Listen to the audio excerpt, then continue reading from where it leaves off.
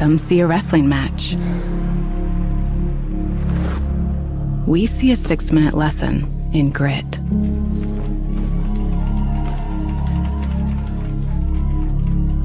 Some see a coach sending a runner home. We see a mentor guiding a student athlete into the future. Proud to keep education in front of athletics since 1903. At Indiana Farm Bureau Insurance, we're not just good at insurance. We're good at Matt's 1-car, 2-bedroom apartment with a home office/home gym insurance. We're good at Nick's SUV and farmhouse with a remodeled kitchen/art gallery insurance. And we're good at the Wilbur suburban home with the 2-car garage/rehearsal space insurance. Have you seen my hockey socks? Have you checked your sock drawer? Start with Indiana Farm Bureau Insurance and stop knocking on wood. At Moser Motors, we got you covered. From plug-in hybrids to full electric vehicles. From small trucks to the F-150, all the way up to Super Duties, Moser Motors has got you covered. From small SUVs to mid-size SUVs, up to large SUVs, Moser Motors has you covered. And be sure to come in and check out our lineup of Lincolns. Heavy-duty mechanics trucks with welders, air compressors, and cranes. Dump trucks in every size. You need to move a couple thousand gallons of water? We got the truck. Full commercial shop for your heavy truck service needs. When you think about it, Moser Ford has a vehicle for almost every single application.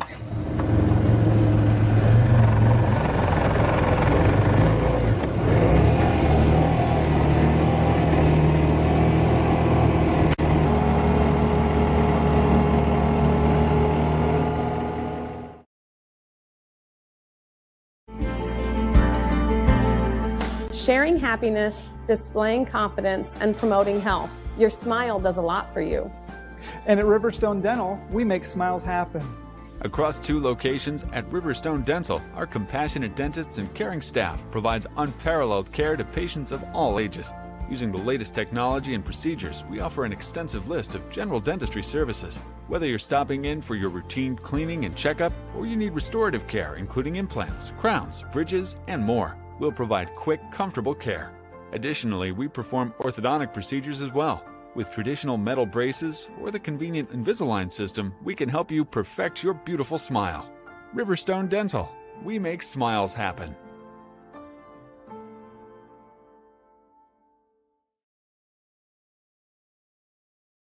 Are you looking for a place where Christian values meets compassionate care? Christian Care Retirement Community has an independent living, assisted living, specialized memory care, and their new short-term rehabilitation program designed for the best in recovery. The mission of Christian Care is enriching senior living with Christian values and compassionate service, rooted in faith, guided by love, and dedicated to respect and stewardship. Join them in the experience to support community where Christian values shine through. Christian Care Retirement Community, where faith and care come together. If you're looking for new flooring, K&N Carpet has been locally owned and family operated for over 50 years. Owners Mike and Ella Clifton, along with their amazing staff, take great pride in serving you. Check out our showroom for a variety of manufacturers and distributors consisting of carpet, hardwood, ceramic, laminate, vinyl, LVT, and area rugs. K&N Carpet is the only Mohawk Floorscapes dealer in the Fort Wayne area. So give us a call at 260-639-3591 and come see the experts in flooring at 12108 US 27 South, or check us out on Facebook. Are you in the market for a used vehicle, or are you looking for a rental van or trailer? CMA Truck and Auto provides a variety of vehicles in a variety of price ranges, and Swiss City Vans offers rental services for a range of equipment. We invite you to visit us in person at the south edge of Berne on US 27, or to visit us online at cmatruckandauto.com, where you can sort our inventory by price range. You can also visit our Facebook page, where we keep in touch with our customers and promote giveaways. Enjoy the vehicle buying process without hidden fees or high-pressure sales at CMA.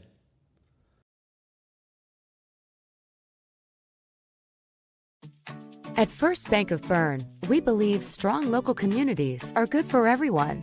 It's why we invest in the lives and dreams of the people, businesses, and farmers in our hometowns. When you bank locally, our communities prosper because money is deposited, invested, and spent locally. At First Bank of Berne, improving the financial futures of those in our local communities is at the heart of everything we do.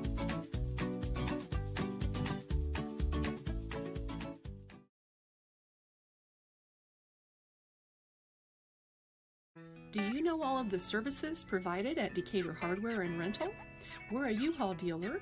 We fill grill tanks, test pool water, custom mix paint, cut keys, ship UPS packages, cut glass, rent tents, tables, and chairs, a trencher, skid loader, tractor, sod cutter, scaffolding, and so many more items.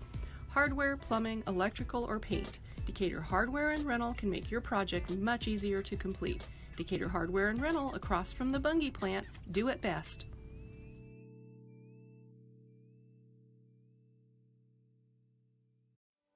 Are you sick of working 12-hour shifts and weekends at your current job? Come join our team at Smith Brothers Berne, where we pride ourselves in providing our employees with a family atmosphere, a Monday through Friday work week, and a clean and air-conditioned work environment.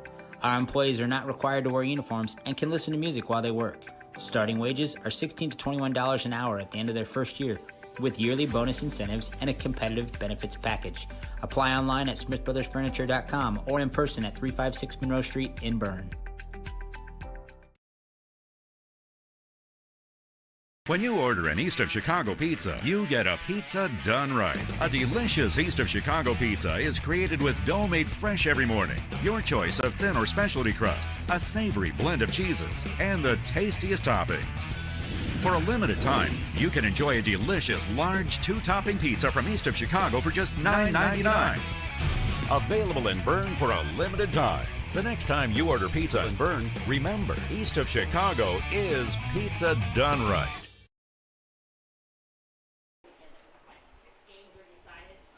Good evening. Welcome to Bellmont High School, home of the Braves. Tonight, the Lady Braves take the soccer pitch in what we would call a vitally important NEA contest. Dylan Malone here with my partner in crime, Corbin Boltemeyer. Sean Hamrick's on the camera tonight. Good crew here at Bellmont. And this is the Berne Witness pregame show. All your area coverage sports, look us up. Berne Witness. We've got all the coverage you need, including Friday night football action, some volleyball, and we've also got some soccer, as you can see here. Bellmont and DeKalb tonight. Let me welcome in my partner here, Corbin. Good evening, sir. Good evening. Yeah, it looks like quite the barn burner tonight. Hopefully, at least from a standpoint of a fan or crowd watching the game side of things. Belmont's coming into the game tonight at 10 and 5, as opposed to DeKalb's 9 and 4. Bellmont had 5 losses earlier in the season, and they've rung up 6 straight wins in the conference. So they are 6-0. DeKalb is 5-1. It has big implications in the conference. So there's a lot of teams pulling for DeKalb tonight. If they end up beating the Lady Braves, it would make it a 3-way tie for the top of the conference. And again, Bellmont is looking for nothing less than lone championship once again. Yeah, they control their own destiny tonight. If they win, they win it outright, as you mentioned, and we'll be rooting for that. Obviously, the DeKalb Barons also have a say in their own destiny here. They can have a tie, and they could earn their way into a title here. But what you're watching is not the varsity contest. Don't panic. Don't think you missed the time. It's the appropriate time is at 7 o'clock. At least that's what's slated. And this one has about 16 minutes left to go. So we will have maybe a little bit of extra time, as Mary's going to put about 15 minutes on the clock after this one. So doing my math, I think we'll be starting a little bit after 7, but, we'll get there. And at the moment, the JV winning 2-1. They got a goal right before halftime, just before they went in to talk about it, and there's been no score ever since. So you get a sneak peek at some junior varsity action here, Corbin. Yep, exactly. And this is our bonus time. Every so often at a lot of these sporting events, whether it's basketball, volleyball, or the like, a lot of times you get a chance, if you're JV, to have an opportunity to be on the webcast just for a little while before the varsity comes on. So it gives them an opportunity to get a little exposure as well. So some of the grandparents might get a chance to see their grandkids or nieces and nephews in the JV contest when normally it's not covered. So it's good for them. Bellmont, as you mentioned, some tough luck early. They lost to some big, heavy hitters, South Bend Adams, Homestead, Mishawaka Marion, and Dwenger. All teams, well, not with the exception of Homestead, I believe we could see the other three at some point, correct? Yeah, exactly. Yeah, I mean, they definitely went out of their way to fill up that schedule early on to test them. I mean, and that's what Coach Lee, he doesn't have a problem with going to fight the big fighters because it gives him a good idea early on where he's at. But, yeah, out of these 5 losses, 3 of them were in the first 4 games. So kind of alludes to the schedule that they played early on. And they have since, like I said, then they rung off 3 straight wins, and then they played Carroll again where they lost 4-0. And obviously that's a issue of significant numbers, quite the spread between Carroll and Bellmont High School, and their numbers, what is it, probably 4 times the size at least? I mean, when you have 1,500 kids at your school, some of them are going to be good at soccer, you would think. You think, so, yeah, exactly. Carroll, always a tough school to play in just about any sport. And that's another team that Bellmont won't have to worry about in the playoffs. But good to play them nonetheless. You want to see the best in the state in order to get there. And this group of young Bellmont Braves, they are primed and ready for another regional run, if not further. They would love to repeat. Absolutely. They've made so many great runs in deep into the state tournament over the years, and still looking for that elusive first championship. They've been the Queens or Princess so many times it seems like. They get down to that semi-state championship, and just that's where they've run into the wall several times, and it's never the same team. So that's the thing about it for Bellmont. They're year after year after year after year, whereas when we go up to the semi-state up in the South Bend area usually, it's always a different team that comes out of there and has a superb year all of a sudden and gives us fits. So like I said, one of these years it'll happen. And, my guess is it'll be one of the years you don't expect it, where they lost 2 or 3 games, 4 games early on, and then all of a sudden come tournament time, storm through it when you thought that, they probably won't have as big a run this year. But it'll be real interesting to see as they get into tournament play once again, which is right around the corner already, believe it or not. Chance for a goal. They get a goal. JV tacks on an extra one. Didn't have my program right in front of me, but that looked like number 4 on the JV, if you've got that handy. That'd be Madison Snyder, it looks like. Oh, yeah, Madison Snuck Snyder. One in there, but 3-1 the JV as they look to be in command of the opener tonight. Beautiful night for soccer, and I looked at the time, 7 o'clock start. I thought, well, it might get chilly, but nope.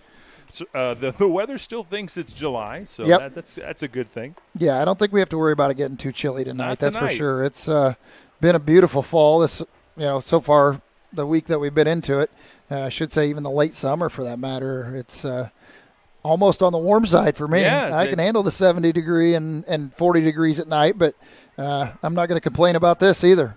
This is fantastic. We're going to have a good night of soccer. We can't wait to call it for you. Thanks for being here on the Berne Witness pregame show.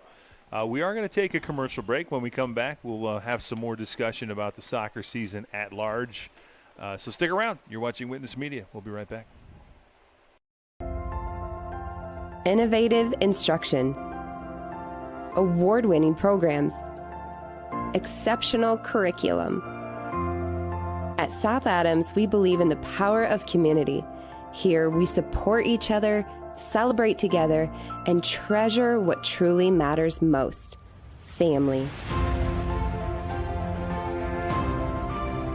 We are Starfires.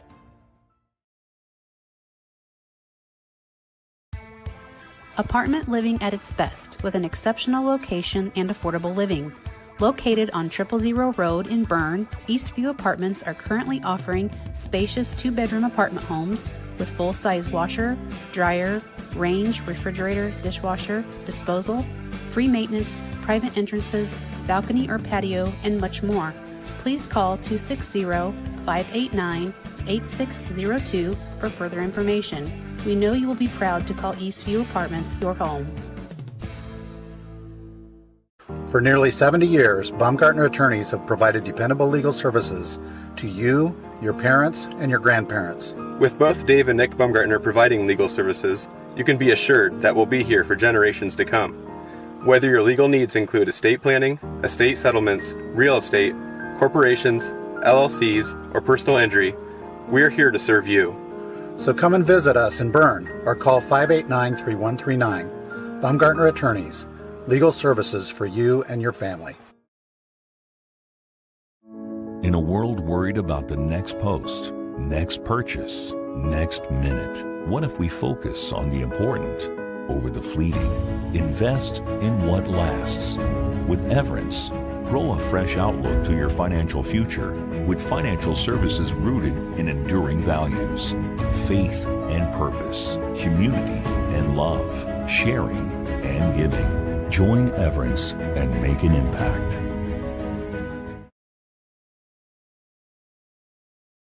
When you walk through our doors, you'll find smiling faces, exceptional service, and a sense of family. With trusted financial solutions tailored to you. Discover the difference today. Financial Partners Federal Credit Union. Member NCUA. So you think you found the right guy on social media? It could be that person isn't who you thought they were. If you don't give out your personal information, you won't be a victim of fraud. A message brought to you by Financial Partners Federal Credit Union. Member NCUA.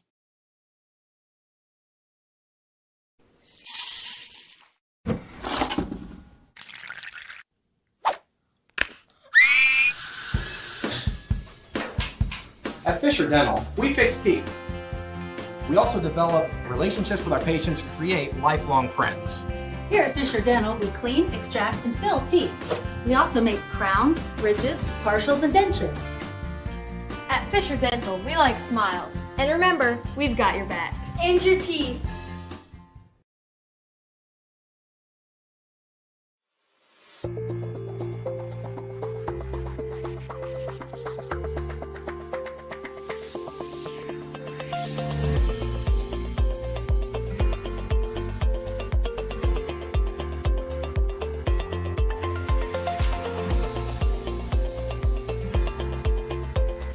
Bluff & Harrison MSD, schools of excellence, schools of choice. Every moment matters.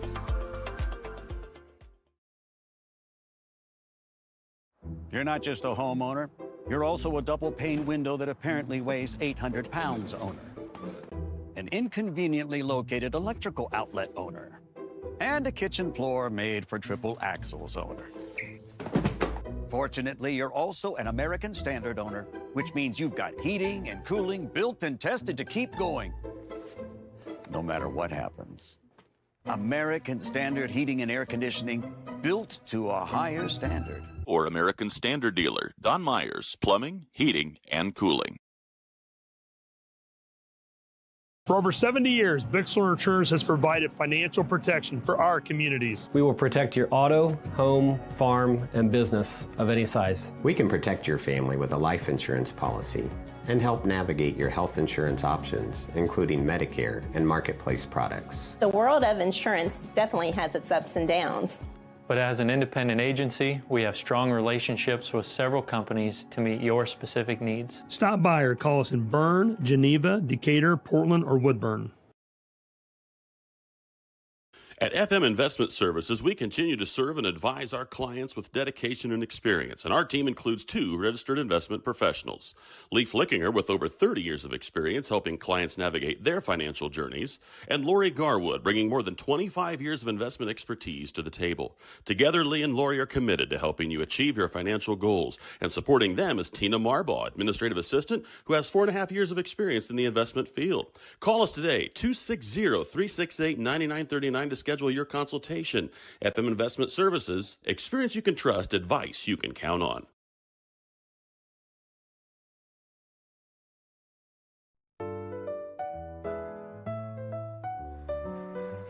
Did you just see that? What? I didn't see anything. I can't believe my eyes. You should know what you're looking at. And we're here to help you. Come see Dr. Lehman or Dr. Bixler or Dr. Baum at Lehman & Bixler Optometrists World Headquarters, Berne, Indiana. They helped us, and they can probably help you. Trust your vision to Lehman & Bixler Optometrists. Good call, Rep.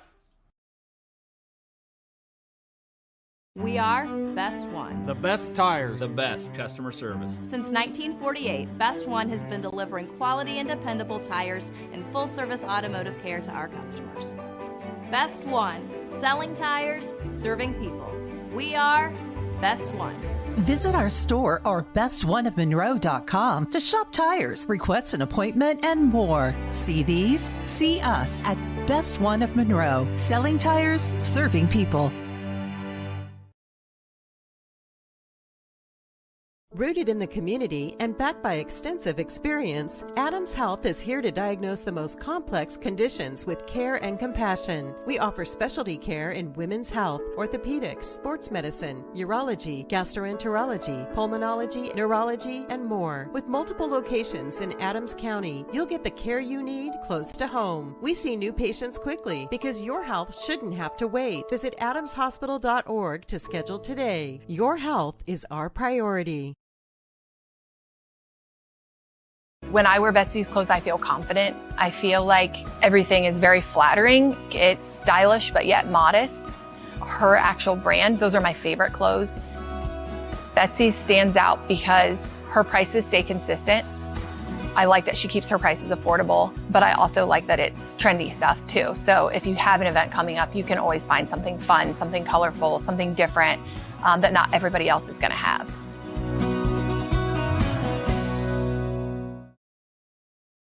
Yeah. Welcome back to Bellmont High School. The JV still in control of this one. 3 minutes and 30 seconds to go on the clock, and they have a 3-1 advantage over the DeKalb Barons reserves. This is the Berne Witness pregame show. And again, we are thrilled to bring this one to you. Get a chance to see Coach Lee and Coach Skaggs and their Bellmont Braves. They've been successful throughout the years, and it's been a lot of fun to watch. Lately, it's been fun to watch this young group exactly. kind of develop into their sophomore campaign. Corbin, you were kind of looking at some stats. Is that a good lead-in? Yeah, no, without a doubt. Talk about some of the stats we've seen this year. Yeah, and what I was just looking at is the fact that looks like DeKalb comes at you with a 1-2 punch on their lineup, where Bellmont relies pretty heavily on Annie Krickeberg, but yet Annie Krickeberg has 11 goals on the season. But they're with her as well. You've got Caitlin Barton, who has 9 of her own. So needless to say that they have their own 1-2 punch as well. I was looking at some of the stats in the conference to see where everybody stood, and the one that stands out glaringly is Norwell's number one player there. That's Grace Mann. She's got 59 points in the season. So the 59 points consist of goals and assists. And then you've got DeKalb's Jasmine Stokes has 27. Annalie Krickeberg has 26. And Rena Cruz has 24. And then Caitlin Barton for Bellmont. And Cruz is from DeKalb as well, 24 points. And then Caitlin Bartlin has 22. So obviously in the top 5, you've got one that kind of runs away from it. She kind of does everything for her team, whereas these other teams have a 1-2 punch, and they have multiple players that are amongst the top of the conference. So they are going to be very, very match for match, step for step tonight, I think, on those, at least the top 2 players. It'll be the support role that I think will probably make the big difference tonight, and that'll be very interesting to see how that goes. As I mentioned, and I apologize for my voice, between these allergies and whatnot are kind of playing heck on it for me, but we will get through it tonight. Going on to the conference, like I said, number of goals for DeKalb, their goal leader is, again, Cruz, who has 10 goals. And then they're followed up with Stokes, as I mentioned, with 9 goals. So, and then they've got 5, 3, 3, 2. So then they've got a pretty even balance throughout their roster as well. Bellmont is very, very similar. You've got, as opposed to DeKalb with 2 big ones, Bellmont has, again, Krickeberg with 11 goals. Barton with 9, and then you've got a couple of girls. You got Alberding that's got 5 goals, as well as Maggie Wilson. She's got 5 goals. So you've got numerous girls. You got Ashley Blakey in there that has 3. You've got numerous girls that have the ability to definitely score, and to be able to take that pressure off goes a long way when you're at this level. I mean, each team can have one or two good players, both offensively and defensively, and they can take your one star out of the game. But when you got 4 or 5 of them that can carry the load, it gets pretty tough to cover them at this level. And the final 10 seconds of the JV contest, Bellmont's going to win this one 3-1, kind of setting the tone for what they hope is a 2-0 night on the soccer pitch. The varsity looking for an outright Northeast 8 conference title tonight. They are 6-0, coming in against their final NE8 opponent, DeKalb. DeKalb, no slouch, though, 5-1 in the conference, and they are 9-4 overall, so they have a lot at stake if they should win this game tonight. And Leo is hoping for DeKalb to win. Yeah, Leo's they are hoping for that. Obviously, their chances of winning a share of the title depend on the DeKalb Barons entirely tonight. Yes, absolutely, without a doubt. That's their one chance. So they're setting off the schedule, I guess, so to speak, as far as the head-to-head schedule. So that has much impact. I was going to look and see if Leo plays tonight. Actually, they play tonight at 7 as well. And you know what? They probably have a conference game of their own. Yes, they do. They actually play against Columbia City at 7 o'clock as well. So there again, and Columbia City's no slouch. So, yeah. Leo's got to stay on their game in order to keep themselves in position to even have a chance. Give themselves a chance to be in the conversation. That's all you can ask. Yep. Exactly you were right. talking about points, Corbin. I believe it's 2 for a goal, 1 for an assist, correct? Yeah, I believe that's exactly the same thing. That's what I always remember anyway. See, now that's easy math. I can do that. Yeah, it's been, especially when you just to subtract those 2-pointers of the goals and you got your number, right? Yeah. I mean, when people ask why I teach English, it's because I don't like math. I'm not very good at it.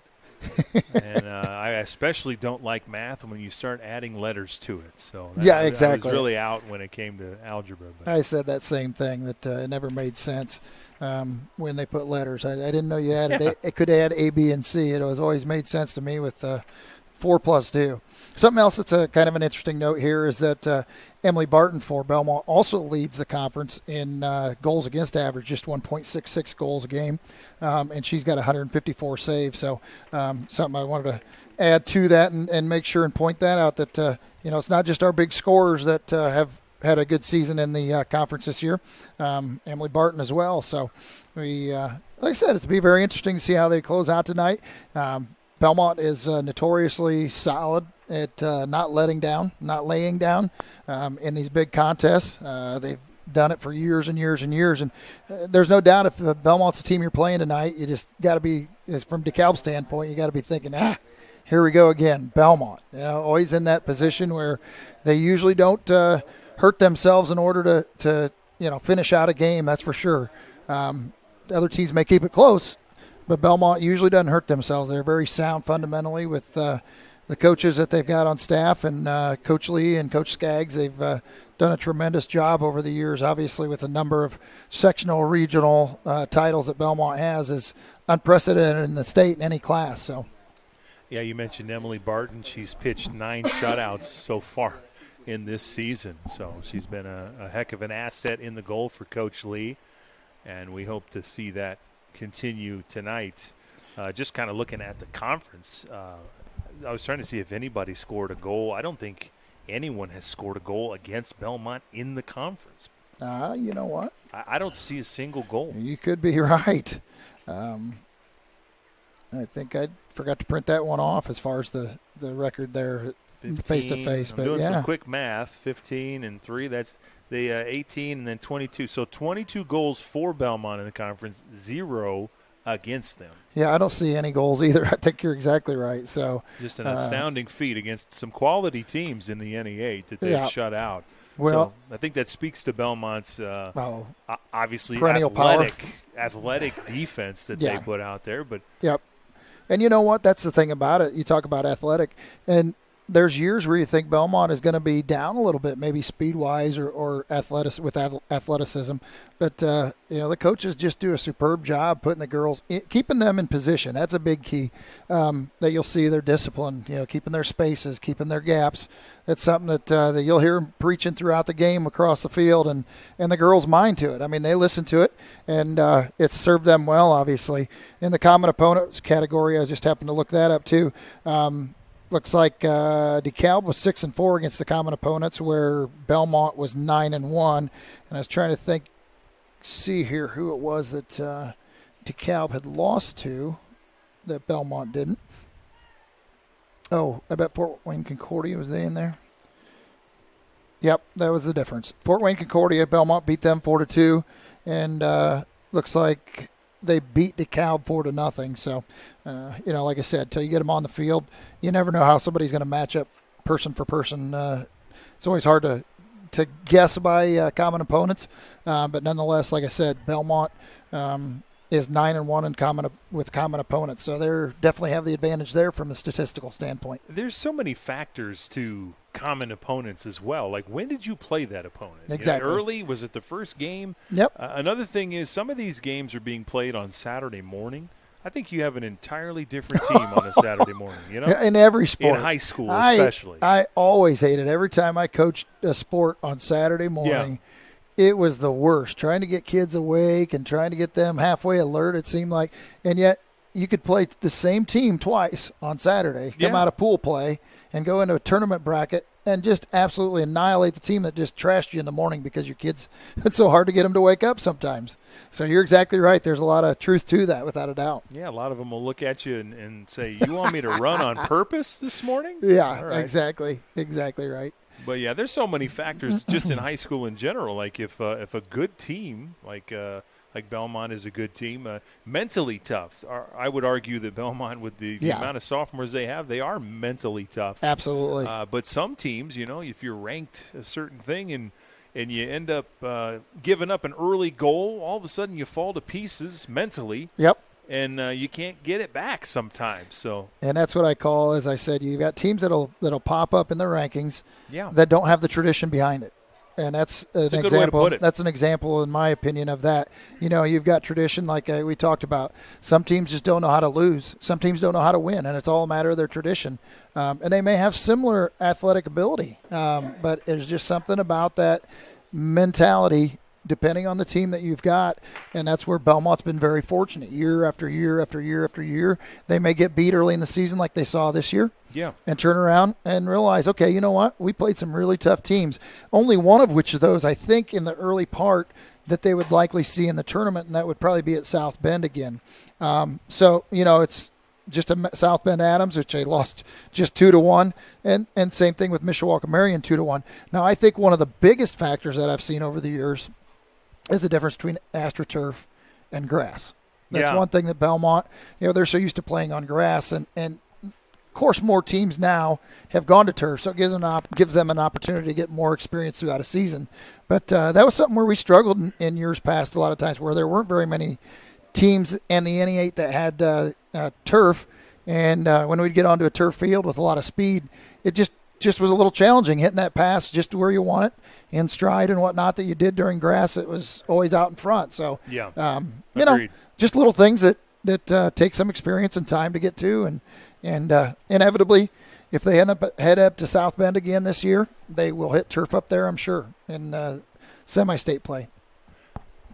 Well, as we continue to warm up here, 7 minutes to go in the Berne Witness pregame show. We're going to take our final commercial break. When we come back, we're going to have some Bellmont girls soccer, and a big one, an NE8 contest with huge ramifications. So stick around. Don't go far. Go get yourself a sandwich. Come on back. We'll be here.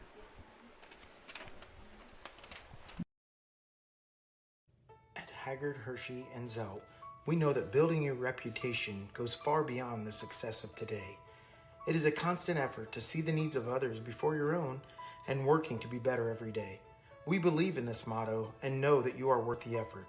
The staff at Haggard, Hershey, and Zelt want to walk beside you, and the honor to do so is not taken lightly. For information on how we can better serve you and your family, give us a call at 7167. On a winning team, players get the job done right the first time. At Helena Chemical Company, getting the job done right is the only job we have.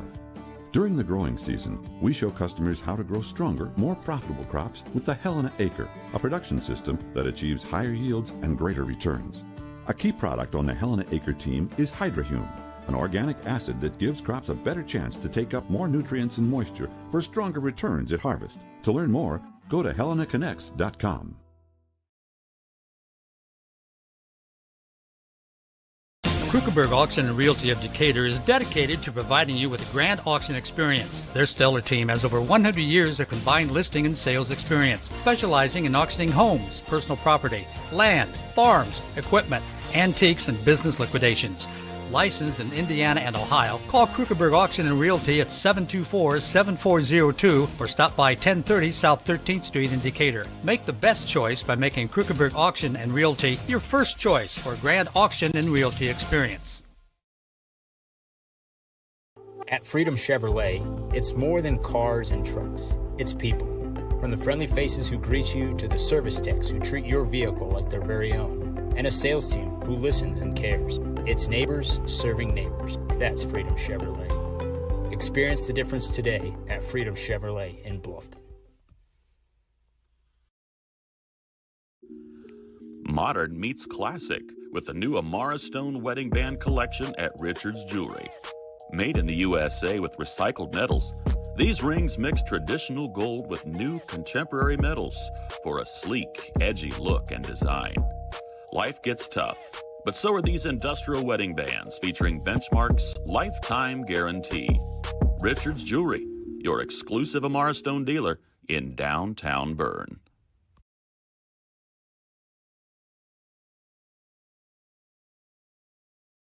You finally found the perfect car in racing blue. You even got them to throw in the LED fog lights for free. Auto Owners insures your car. Because some people never learn to parallel park. That's simple human sense. Call Toby, Kyle, Barb, or Mark for your insurance needs today. Keep going. More.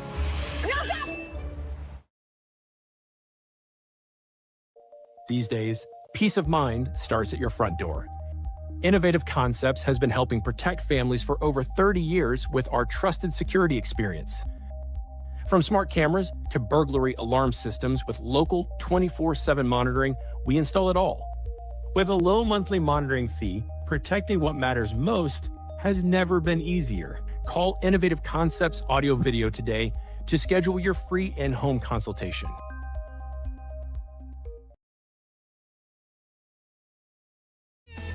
If you haven't seen the large new showroom at Laban Feed Mill on County Road 000 just east of Berne, now is the perfect time to come and see our expanded inventory. Fall is a great time to sow or repair your lawn with our Executive Turf Lawn Seed. We also carry a large selection of fertilizers, herbicides, and insecticides for your lawn and garden needs. Don't forget to ask us about our Pro Pigs DuraCube Softener Salt, the cleanest and purest softening salt available today. Layman Female thanks all of you for keeping an eye out for farm equipment on the roadways during harvest season, and we look forward to seeing you here soon. From dreamer to doer, bridging the gap between where we are and where we want to be, turning passion into profession, finding your true calling in a career, and bringing your dreams to life, it takes two things, the right path and the right people to walk alongside you. At Indiana Wesleyan University, we help dreamers become doers with accessible, flexible learning pathways and world-class people making world-changing connections. The road ahead, it's closer than you think. Discover the way at IWU.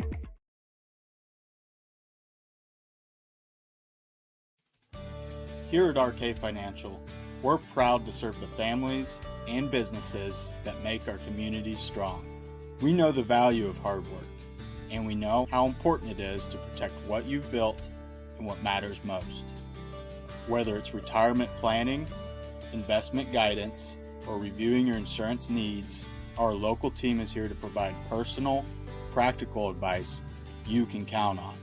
RK Financial. Give us a call today. M&M Market on the north side of Geneva has established a sterling reputation for the food they provide. Over 150 flavors of bratwurst, a wide selection of marinated chicken and pork chops, meat and cheese trays, and a 40-foot meat and deli case full of fresh-cut meats, cut daily. Come and schedule a special event meal for any budget on your next visit. Be sure to check our Facebook page for store hours and in-store specials.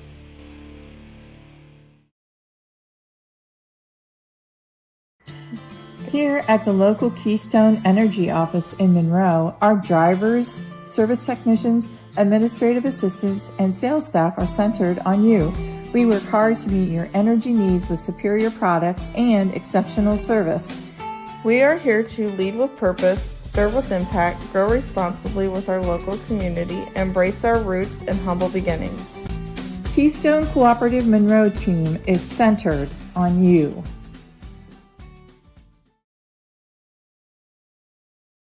Looking to elevate your construction project? Schwartz Contracting is here to deliver. With over 20 years in the industry, owner Dan Schwartz has been providing reliable home construction, barn buildings, pole barns, garages, barns, and barn dominiums throughout Adams County and beyond.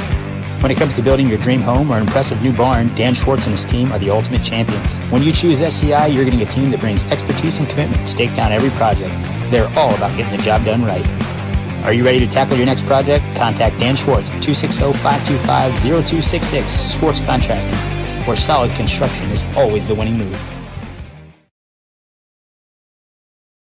Since opening Miller Land Surveying in 2005, we've grown to not only service Adams County, but the entire Northeast Indiana region. Business growth has led us to expand with additional field crews, advanced technology, locations in both Monroe and Fort Wayne. Miller Land Surveying partners with various clients to aid in residential and commercial real estate transactions, development of schools, industrial parks, subdivisions, various commercial development projects, and more. At Miller Land Surveying, precision and professionalism is where we draw the line. Understanding our values allows us to make decisions on the best use of money. There's 4 things that we can do with it. We can live, we can give, we can owe, and we can grow. What are we spending money on? What causes are we wanting to support? From an O perspective, debt, taxes. But then growing, what is that we're saving towards? We believe that if we can help our clients manage the O and grow, it will give them great freedom to live and give. Contact us for a free consultation and we'll help you get started.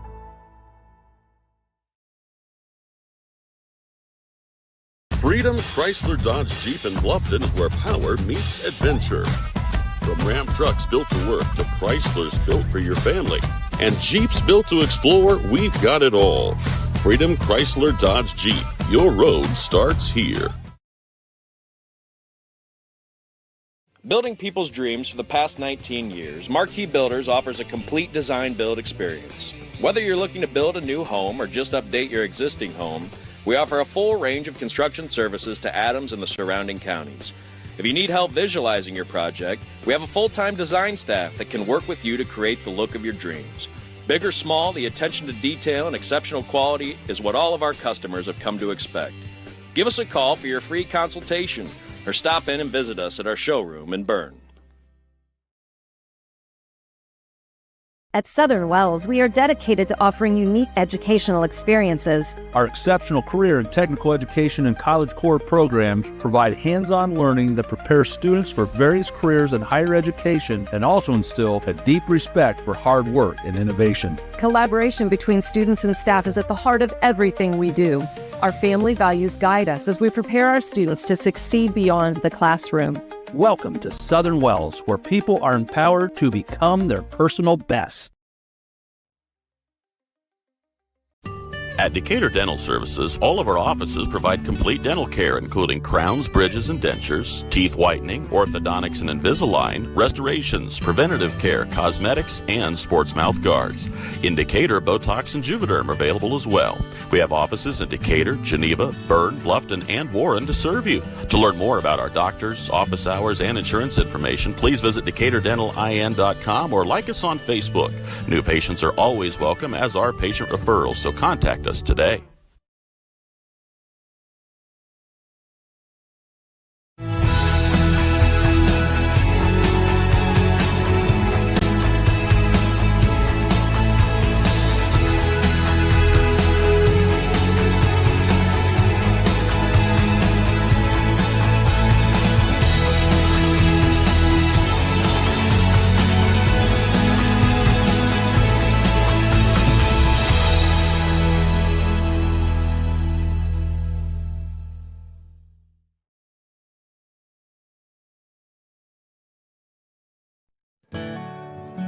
Ms. Lehman Realtors and Auctioneers have been serving this great community since 1960. We are here to help you through all stages of life. From commercial properties to auctions to farmland and equipment and owning your first home. We have the expertise and experience you can count on. Visit us in person or online at mslehman.com. With origins dating back to 1931, National Oil and Gas is a regional provider of bulk tank fuel deliveries to farmers, home heating oil deliveries to consumers, and gasoline to service stations. Our solid business practices and longevity have established us as a main force in the fueling industry. And at National Oil and Gas, our goal is to use our God-given talents and resources to serve our customers and communities each and every day. Contact us today for all your petroleum needs and how we can service you. Any brand, any color. You break it, we'll fix it. Newspaw Mechanical is located just north of Berne. Along with over 175 years of combined service in the field, Newspaw Mechanical offers a wide range of rental equipment and attachments. If you're looking to upgrade your equipment or starting from scratch, whether it's new or used, they can help to find the right machine for you. Stop and see the full line of Gale and Manitou equipment with leasing and financing options available, along with a full line of Manitou parts and attachments. Call 260-589-3802 to find out what we have to offer. At Bellmont, your career starts in the classroom. With 16 career and technical education programs, we are the home of the biggest collection in Adams and Wells County. From arts to trade to business. We are Bellmont. Good at learning, good at life. At Swiss Village, our mission is simple: pursuing life together. Every day, we create a community where life is full, active, and meaningful.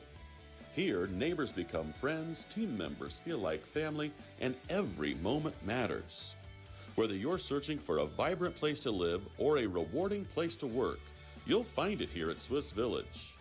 Swiss Village, pursuing life together. Learn more at swissvillage.org. Welcome back to Bellmont. Just underway. The team's on the pitch. Had a little bit of a delay, but we're finally on the pitch and ready to go. Kind of a late start. We got a 15-minute delay from when we were intentionally trying to start this game.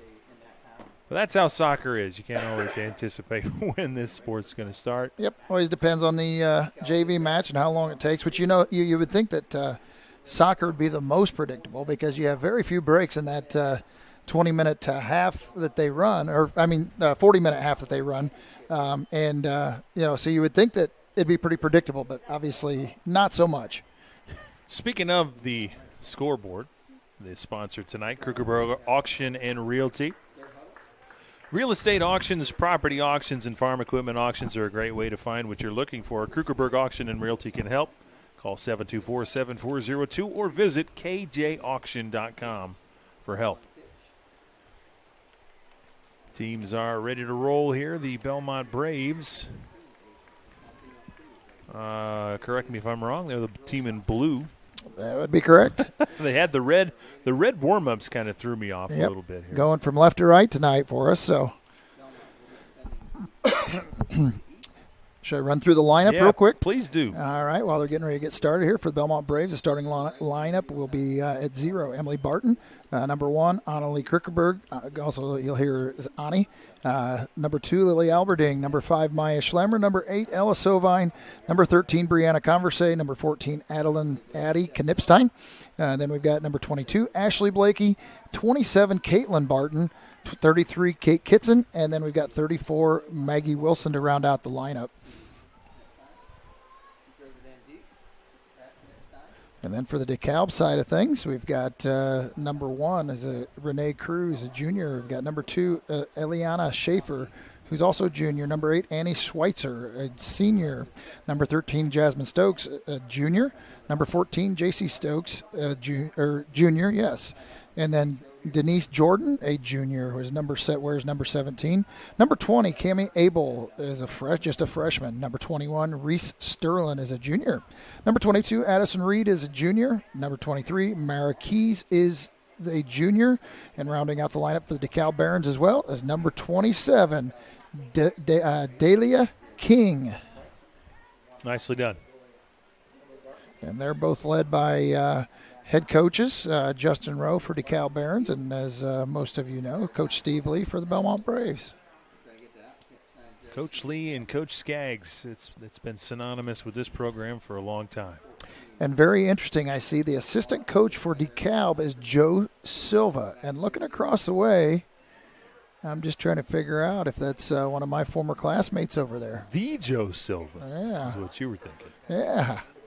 Into the corner, Bellmont for the first time on this end, trying to pressure.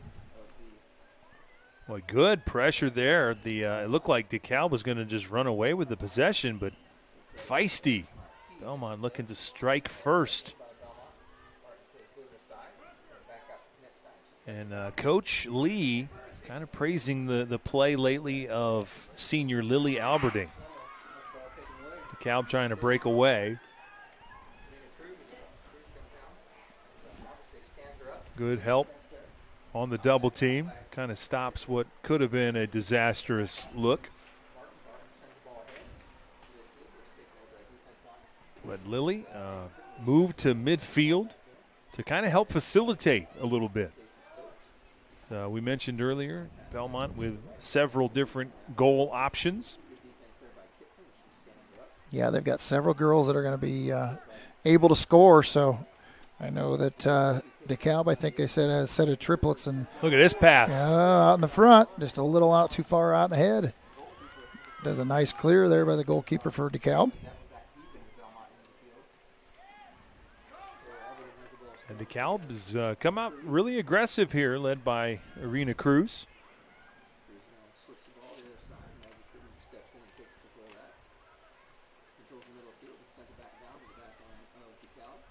This is always the feeling out process here. Both teams kind of content to just kick it back and forth. But first 5 minutes, give it it kind of sets the pace throughout part of the game, you know. First 5 minutes, like I said, they both come out with a lot of energy, and then they start to settle into their normal formation. And that one a little too far out as well. Settle a dispute for me. Number 14 is Adeline Knipstein. Addie Knipstein. Knipstein. Yep. I thought so, but yep. Someone had argued it with me, and I was going to say that's the way I remember saying it. But Knipstein is the pronunciation. A little too physical there for Bellmont. They're going to give that to the DeKalb Barons.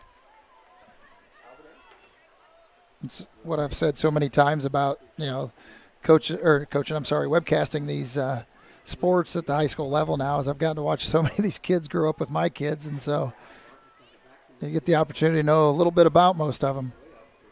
And sometimes we're just stubborn with the way we pronounce it. I'll go to the grave saying it's Berenstein Bears and not Berenstain.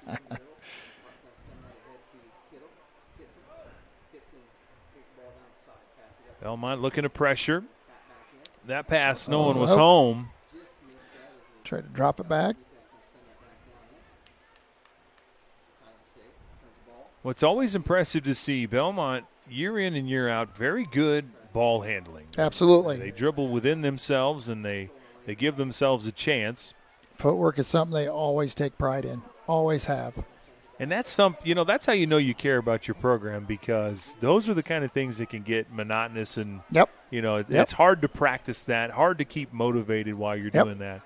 But to the coaching staff's credit, they get commitment out of these girls every single year. That's right. And like you said, you've got a lot of good ball handling in that crew. And then on top of that, like I said, they're very disciplined in their spacing. So that makes a huge, huge challenge for most teams that get laxed on that and start breaking down. And Bellmont will take advantage of it ultimately, sooner or later, normally.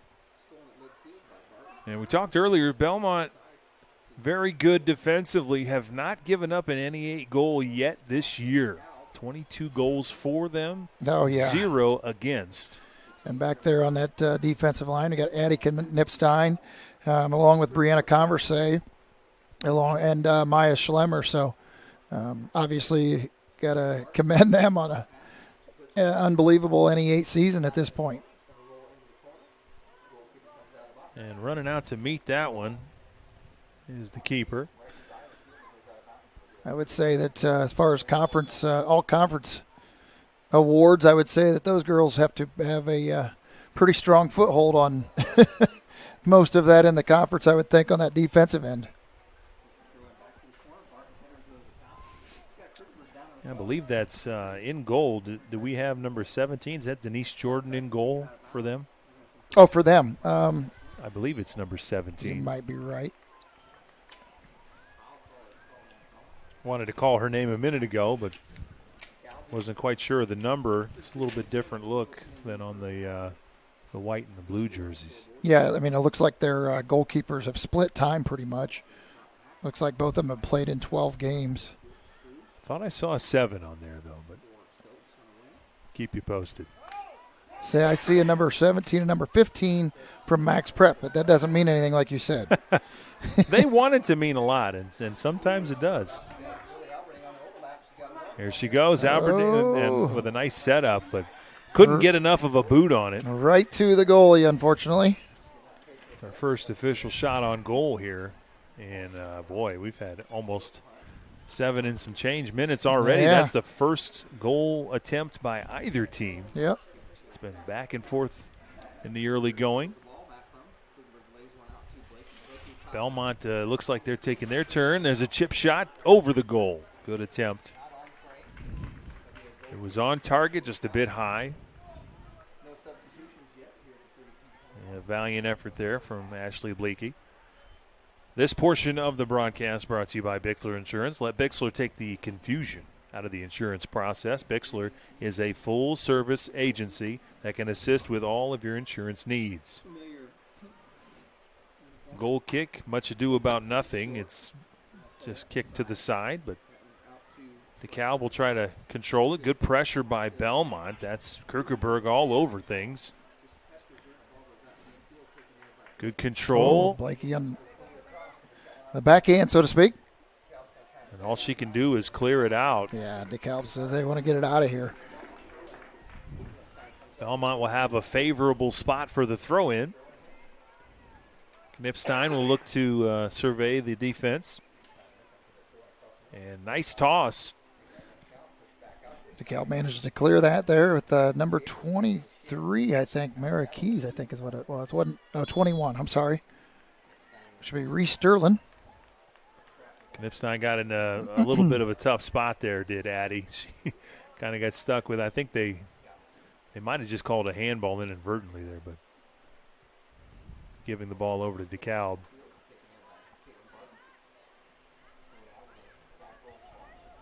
Bellmont will reset, and they'll switch fields. Good defense by DeKalb. A boot up to the corner, and now a foot race. And again, Maggie Wilson managed to race the ball down over there in the far corner.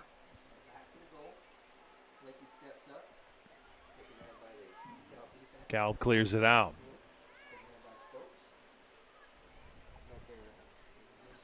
DeKalb coming in 5-1 in the conference.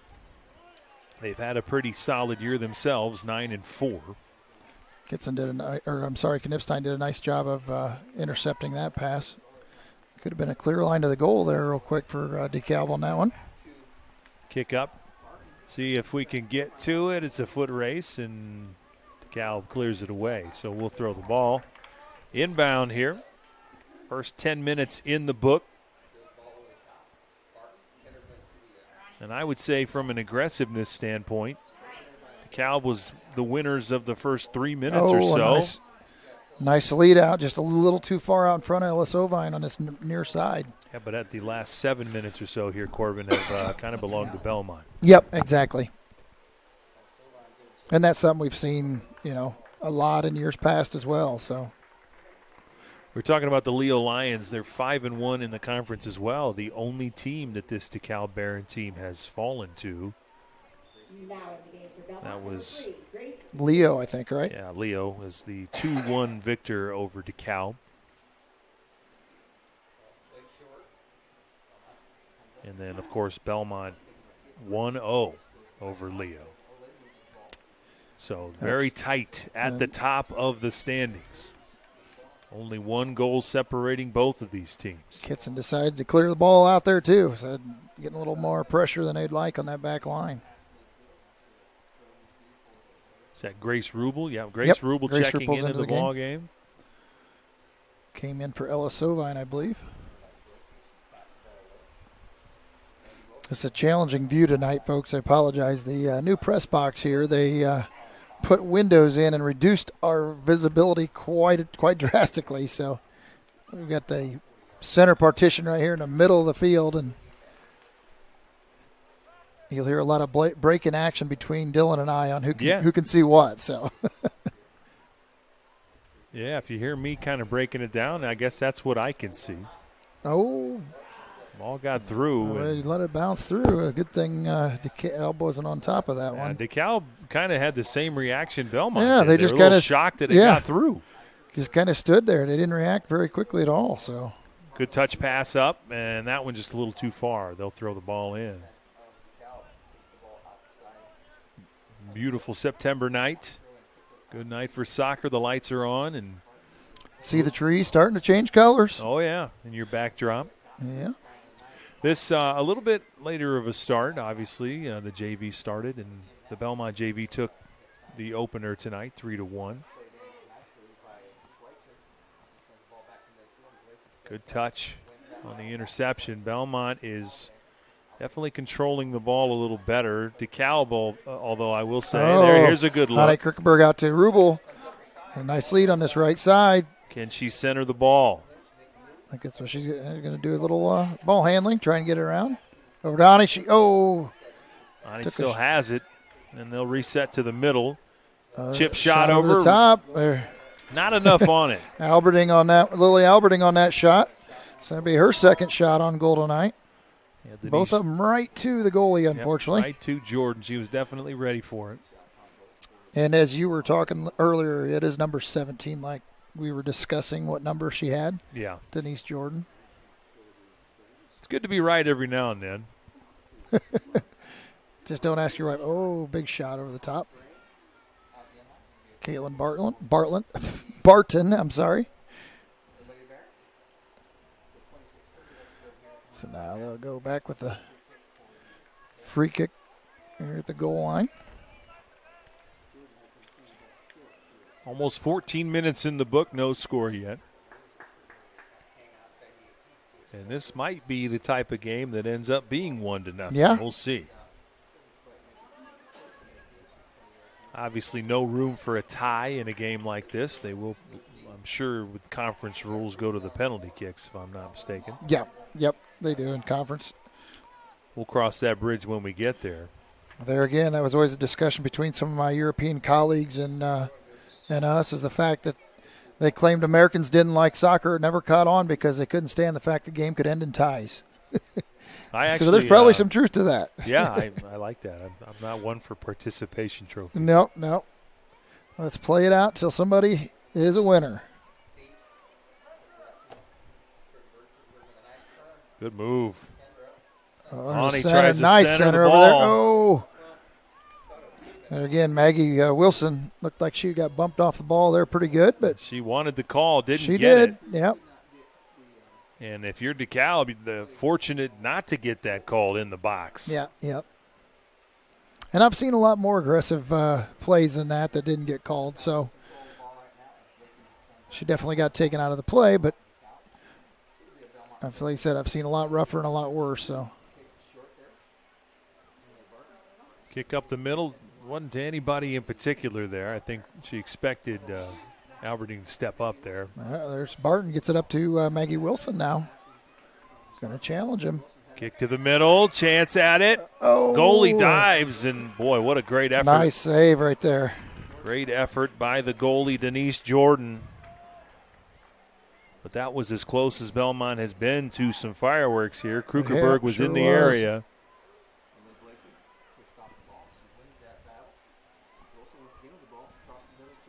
Ani couldn't stop that pass. It was a pretty good one. There's a kick. Barton over the top. Over the top. What a goal. Beautiful shot. She lofted that one out from about, 35 out, and just over the top of the goalkeeper's hands. There wasn't much she could do. It was just right in that gap. First goal of the game. Who'd you have for that? Barton, Caitlin Barton on that one. It was a beautiful touch shot right where the goalie couldn't get to it. Yep, sure was. They'll stop the clock at 24-12, and now Bellmont is in fantastic position here. Yep, without a doubt.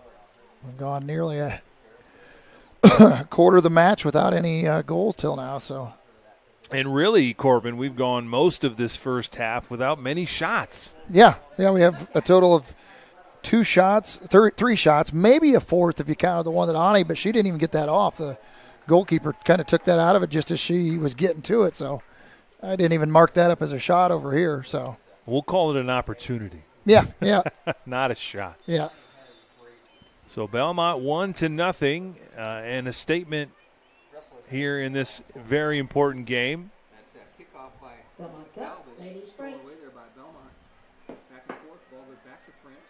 And they go pinballing back and forth. And now DeKalb with a different set of instructions. That's the thing about soccer. It takes one score to really change your mentality and what you're trying to do. And not that Bellmont would sit back defensively, but at least not this early in the game, you would think. Well, at least you're not going to take as many risks. Yeah. You know, if you've got the advantage, you can definitely play things on a little safer aspect. And that was Barton selling the call there. They're going to get the foul.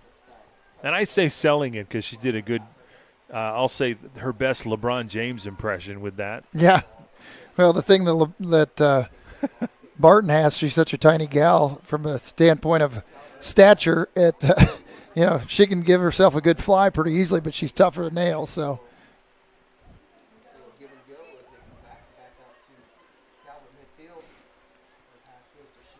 Bellmont. Barton on the near side. Oh, it's up to Grace Rubel if she can get to it. That one got just out of reach, but she's trying to win. Boy, that's a great defensive play. I think that was a plain and simple difference in size and strength there, huh? That's what it looked like.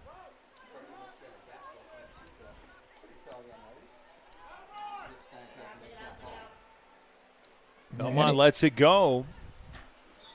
And they're going to give it to, oh boy, they're going to give that to DeKalb. I'm not sure about that. Well, but they're going to throw it in. But unfortunately, that's the thing. One of those things, even as a line official, I guess you get kind of lulled watching the game sometimes probably, and then you got to take a guess on who it might have gone off of. Now, the middle official took charge on that call since the side official was was it? too See, far I couldn't away. even see who called it, actually. So the game getting a bit more physical for sure. Now the ball on the far side. DeKalb trying to work something out here. They cannot quite center the ball. Again, defensively, Bellmont, 2nd to none in goals allowed in conference, 0. There's a lot of pride at this point, finishing out the conference season without giving up a goal, I guarantee. Yeah, and that's one thing if you're, I look at Adams Central football and the way that they've dominated conference play the last 5 years. Absolutely. And that's one thing. The first couple years of those 5, there really wasn't anybody with parity that could challenge them, but that's not the case in this NE8. There's some good soccer teams in this conference. Yeah. Yep. Leo's always tough and physical. It's always a knockdown drag out between Bellmont. Uh-oh. No call. Got taken off the play. And, nope. And they do call it. A little late, but they called late. So they wanted to see if it had an effect on the play or not.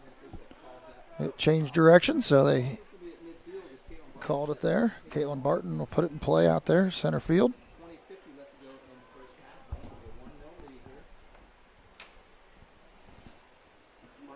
Kick from the middle is a well over the top. Good go. Denise Jordan had to win that race. And she will look to clear this one away. Pretty decent kick there.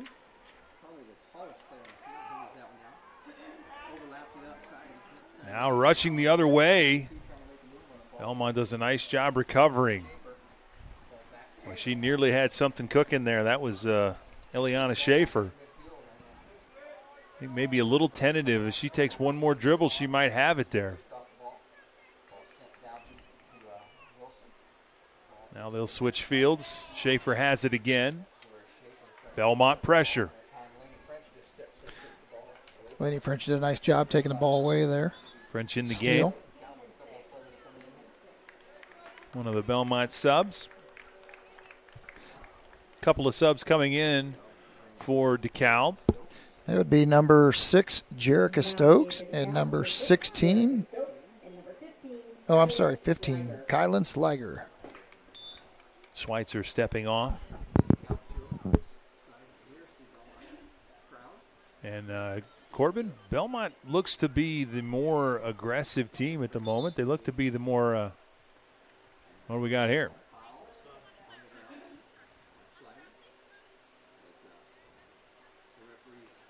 Okay, so it was a foul called, not just out of bounds, so we'll kick it in. Good clarification by the official. And this is something that Mary had noticed earlier. It's first crew. She thinks that it's all women, so seem to have done a fair job at this point. Lily Aberdeen tried to come in the game, but the official did not allow a sub in just yet. Knipstein gets down to Barton, and she's taking off the play. Oh. That one was about maybe 2 feet away from the box, but they called that foul on Barton, which is odd. She was the one who fell.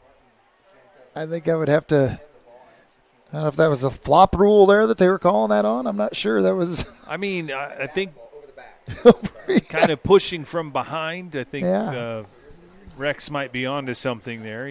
She was – Over the back foul. Which is not even a thing in basketball. Nope. There's a shot on goal, but no good. A little bit shallow. Is that Laney French on that one? Put a boot on it.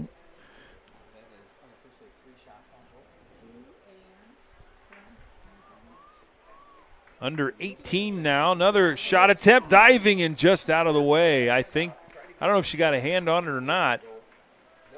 But it looks to be a goal kick here.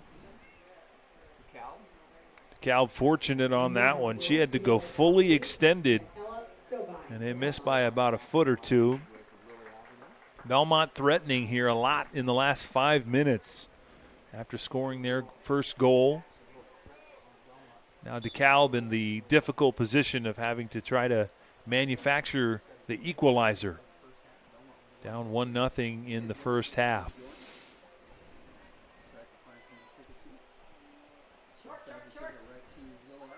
Little chip gets through. And they're going to call another foul. This one on Lily Alberding as well. Definitely not letting them get any too physical. They're keeping it in check, I should say, here pretty early.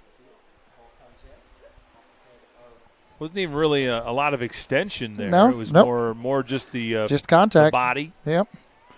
And I've always said in the past, use that shoulder. Just don't use the elbow. But that was definitely one of those where she stopped it pretty quickly. You know, and they go both ways, and you know the teams get to understand that and realize it. So.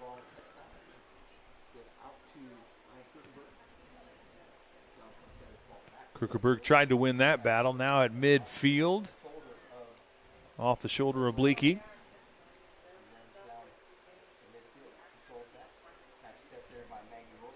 Another big battle. There's a big collision.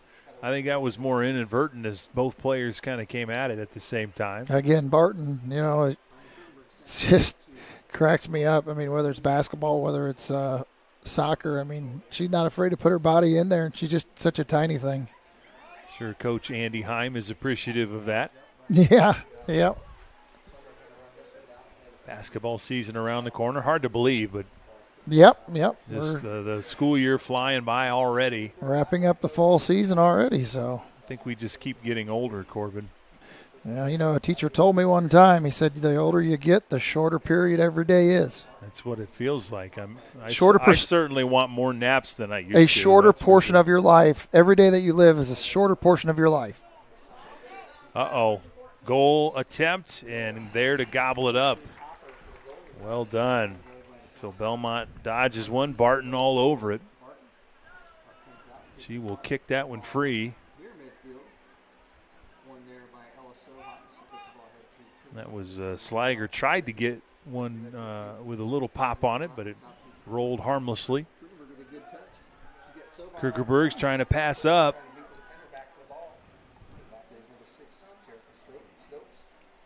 She can't quite track it down. Oh, she did. Wow, good hustle. Tried to center it off the defender, though. DeKalb dodges another one.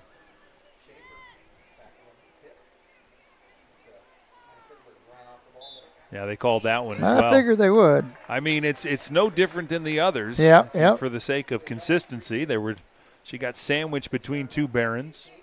And she's a little slow on the whistle calling it because she wants to see what effect it has on the play. That's something in volleyball. You can have some of these plays that they'll hold on to the whistle, see how it affects the play.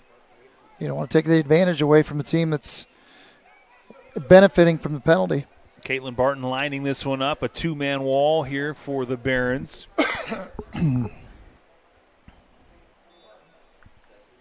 Here we go. The kick is up. Oh, boy, another tough one. I think it's in. Oh, my goodness. Goal, incredible. Oh, they're going to. Oh. They're going to wave it off. What did we have there, Corbin? Yeah, an indirect kick is. So one of the other girls have to put that goal in, but I thought they did. I thought one of them touched it there. It was right to the goal, but I guess that's a rule similar to trying to shoot the ball from out of bounds in basketball. Here's another attempt, and this one goes over the goal. Well, I mean, we got excited for it. It was certainly a shot with a lot of touch on it. We'll call it that. See, it dropped right there and kind of went over the goalie, but she fell back, and I thought the Bellmont girl had touched it when she was going into that goal there, so that's why I thought maybe it'd be okay, but obviously you guys at home can rewind it and take a look at it a little closer for us. I'm sure Caitlin would have wanted somebody to go in there and touch it, but maybe that's what she had in mind when she kicked it. She was hoping somebody would come in. Oh, I'm sure. You put it right inside the edge of the goal and let somebody carry it in. It's been all Bellmont here in the last 10 minutes for sure. This portion of the broadcast right now brought to you by Adams Memorial Hospital. Experience ortho excellence with Dr. David Coates, Dr. Robert Kinney, and physician's assistant Aaron Whitman at Adams Orthopedics and Sports Medicine. Part of Adams Medical Group. Call 866-724-DOCS for a full range of treatment options specializing in sports medicine like knee, hip, shoulder, and hand care repair. Good footwork here there by Ani Kirkeberg. Ani just making some players look silly right now.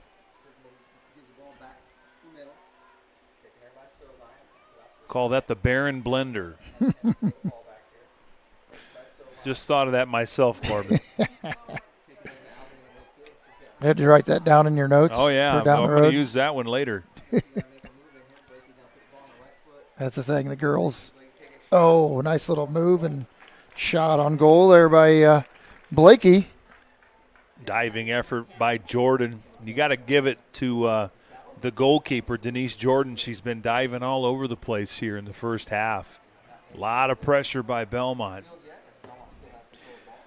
I got a little information or message from Greg Lewis, which most of you know. I've been involved with soccer and many other sports in the area, but he said that it appeared that Blakey did get it with her shoulder ahead of that. So, well, let's go to the replay. He was able to do that, I'm sure. That's the part about it. That's why we love our fans that are able to pay attention to those kind of things. Greg's always able to give me some tidbits of information that I can't see while I'm officially, webcasting, and he's webcast for years also. So misplayed in the backfield. Now they'll kick it up. Yeah, it seems to be Bellmont much quicker to the ball. DeKalb maybe a little gassed here in the first half. They're kind of looking a little more at their teammates, it looks like. Not making that move on their own, letting their teammate take it. Kind of looking ahead like, hey, you got it. Physical play here. And Blakey, I'm pretty sure, is not going to lose that. She's got 4 sisters to fight with at home. Yeah, she is very familiar with boxing out.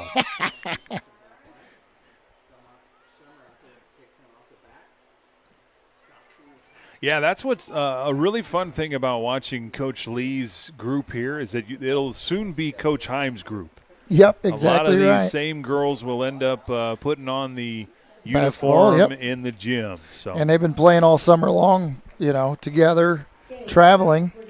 The state used to require you could only have, 2 players on a team or something, or 3 on a team, and it had to be other schools. And I think they did away with that a few years ago. So a lot of these girls are playing together as well as competing against each other on several local teams. So Barron's looking for an opportunity. That pass was broken up, and it's a good thing.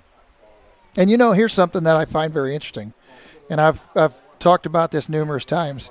Not taking anything away from Coach Heim, but, those girls have been playing all summer long basketball-wise. Yeah. Coach Lee and Coach Skaggs are a perfect example. Look, you give them to me during the season, and we're going to make players out of them. And it goes to show that I question whether they need to be going all year long or not. The state allows it, so as a coach you almost feel like you have to. But I question the part of, okay, at what point do you give them a break and take it off, and see what happens as far as rebuilding and rehabilitating, so to speak. So it's always something I've questioned. You've got teams like this or sports like this that they show that, look, you give them to me in season and we'll have them where they need to be. Yeah, but not living far from Bellmont, I throughout the summer I did see a lot of these girls. Oh, they still work out in the summer. I mean, they are definitely out there working on their Yeah, craft. and they still do some on the side too, but it's not nearly as, in the summer too. I mean, that's another thing. But a lot of the sports have just gotten to be year round all the time. Yeah, and that's true. And specializing, a lot of teams or players, will decide to play one. Yeah, I think to use a Bellmont example, Mary Kay Chyman is focused more on the volleyball and gives up the softball, which a lot of people were upset about it, but I get it. You're going for that collegiate sport, and sometimes you specialize. So. No, I can't believe they let that one go. It goes case by case, I think. If you're, I guess it depends for me on what your intentions are when you leave. Oh, if yeah. you're done at Bellmont and that's it, your sports career is done. I don't see why you don't play as many sports as you possibly can. I've not understood that myself either. But, there's some players that a lot of their coaches at the collegiate level are saying, hey, we don't want you to play softball and risk an injury. And Well, how many coaches say that anymore? I don't know. So many of your coaches that you talk to, if you talk to at the collegiate level now, will tell you they'd rather have a multi-sport athlete. Just from the standpoint, if they've got a multi-sport athlete and they can focus them down to one sport in college, they can still produce a lot of extra improvement out of them as opposed to somebody that is hit and grounded all their whole life on one sport. Oh, they I'm know not what they're going to getting. argue the science with you. I think that's true. I mean, there's a lot of coaches that will tell you now. Yeah. Absolutely. I'm not – I wouldn't make a case against it. I just know that there are some programs that would require you to specialize. I think volleyball is one of the more guilty of those sports that they do want you to specialize. But, there's definitely other cases of that in all the sports that we see. Last thing I want to do here on the broadcast is make enemies of Craig Kroll. I think he's not going to like us talking about volleyball like that. But well, no, and I don't think he's guilty talking, of that either. I'm not even talking any specific sport, and and some of it stems back to the fact of my situation with my son getting hurt. A career-ending type thing at 12, 13 years old, and you say, okay, all we did was live, breathe, and think about sport, and what happens if that happens in your high school career? I mean, and all of a sudden it's gone. That's a good point. I know some kids that it has happened to, and they went through some very dark times, So still looking at the fact of, okay, how much of it should be the sport and how much of it should be family to be involved in that too, and some of your own free time. But like I said, it's just developed to where it's at. And Bellmont with a fortuitous throw in here. Good battle in the corner. Can they get another one here before the half? It's 5.5 away from the halftime. They have a 1-0 lead that they've held since the 24-12 mark of this game. And they've really controlled the tempo, Corbin, most of this game. Grace Rubel get it across over here.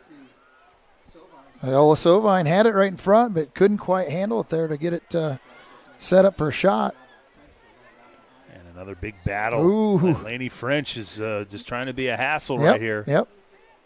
She plays very aggressive. A lot of hustle. Another Coach Heim product we'll see on the basketball court. Well, I think your starting five are out here on the field right now. Well, if anybody's nervous here, it'd be Coach Heim. We've just got one of the Blakeys out of there instead of both of them, so I would say you've got 4 out of the 5 starters right now. Yeah, we're for fans of Bellmont. We're not done with the Blakeys. We still have some years with Blakeys. Still involved. have 3 seasons of basketball to go with them. Yeah. Although there will be a gaping hole to fill at basketball time that I'm sure a lot of these sophomores will be ready to jump into. Yep, exactly. Talking, of course, of Emily Blakey. She was a heck of a player for 4 years on that team. And then we're talking also about her twin sisters that are coming up here. They're both playing soccer as well, so they'll be on the court this year. Good pressure. Alberding's kick. Alberding on a nice goalie was able to get up before that one was able to come down on her. They clear it out quickly. Let's see if DeKalb can get something brewing here. Just 3:30 left or 3:40 left in the first half here. Good lead kick, but nobody's home. Knipstein's going to clear that out, it looks like. Good pressure by DeKalb, but Bellmont is going to toss this one in. 3.5 to go. The Adams Memorial portion of the first half. Great toss in. And now DeKalb comes away with it. Cruz looking for some support. She kicks it up. Oh, off the back of her own player. She was just out of position a little bit.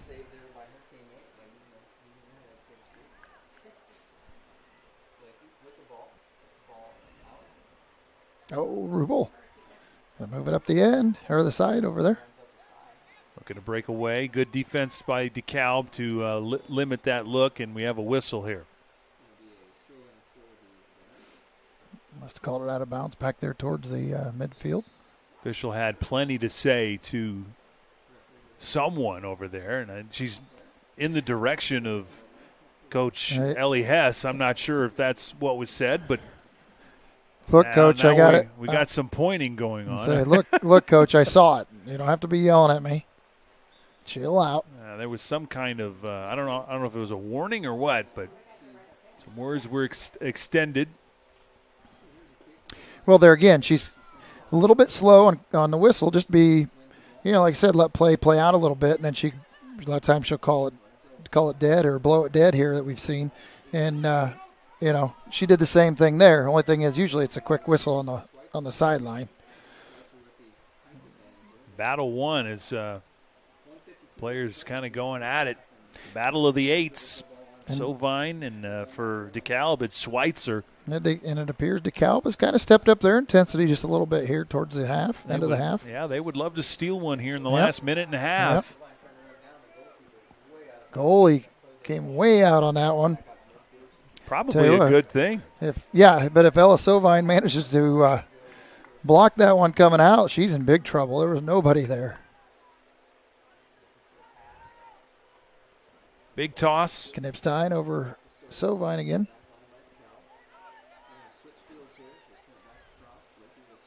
The Barons have one more run here. They would love to get something on goal, and that's a great pass to get it going, but our goalkeeper stepping in. Nice job by Barton to clear that one out.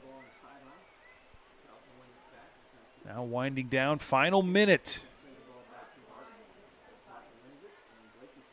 The intensity picked up in the last couple minutes or so. Yep. Maggie Wilson. Oh, she punches it up there. Nice position. And trying to center it over the top of the goal. That's not going to count, but what a look. It was a good effort. Sure was.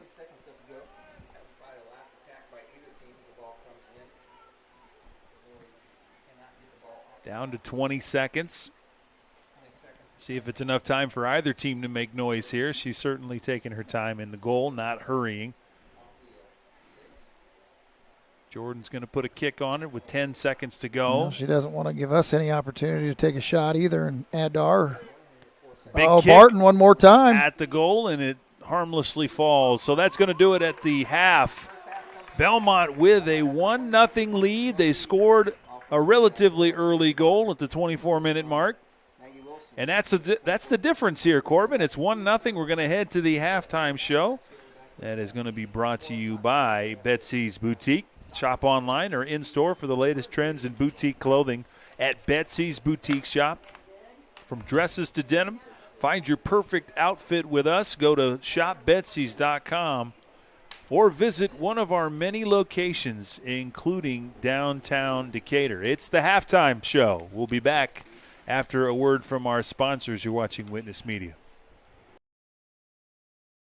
Do you have sports injuries, knee pain, shoulder pain, headaches, arthritis pain, or just want to maintain a healthy lifestyle? Reynolds Chiropractic is the answer. Dr. Jade utilizes gentle, low-force, instrument-assisted, and hands-on adjusting. Dr. Jade treats patients of all ages, from birth to the very mature. Dr. Jade will help your injuries heal faster and help you live a more active and pain-free life. They offer BioFree, Sombra, pillows, back braces, and orthomolecular supplements.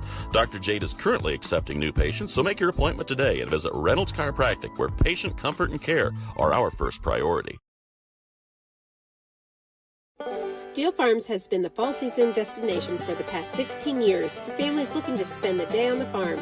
Your kids will love visiting the farm animals in our petting zoo, along with the corn maze, wagon rides, concession stand, and outdoor games and activities. Moms and dads can visit the farmers market and then meet up with the kids to pick out that special pumpkin from the pumpkin patch to take home. Steel Farms is open September 27th to October 26th.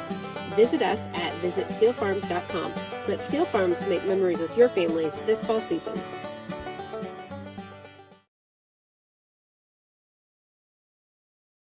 We plan for everything, always looking ahead to successfully navigate the ups and downs that life brings our way.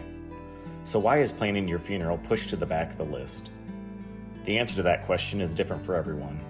But the staff at Haggard, Hershey, and Zelt want you to know that this process is easy, stress-free, and is a wonderful gift that you can give your family. Pre-plan today.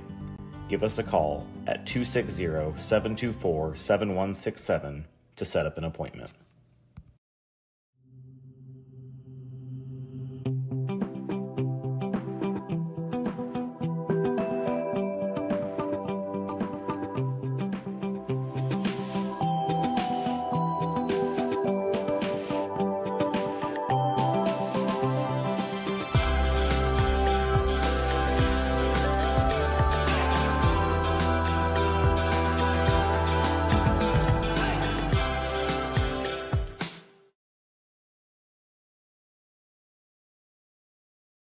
Mitchell Enterprises Corporation is a trucking and feed sales company located in Bluffton, Indiana. Owner Luke Bright is a lifetime resident of Adams County and proudly sells a variety of show feeds and supplements. Sunglow and Linder show feeds are the most popular among other supplements and livestock care that they stock daily. Mitchell Enterprises would be happy to help with any of your feed needs and are always looking to hire CDL drivers in the area. Contact Luke and his team at 260-353-1050 or check them out at mitchellenterprises.com.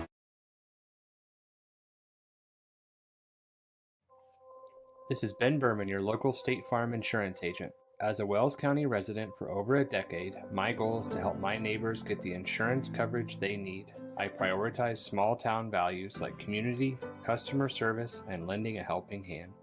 Call for a quote, visit our office, or request an online quote today. From home, auto, renters, or life insurance, my team can help you protect what matters most.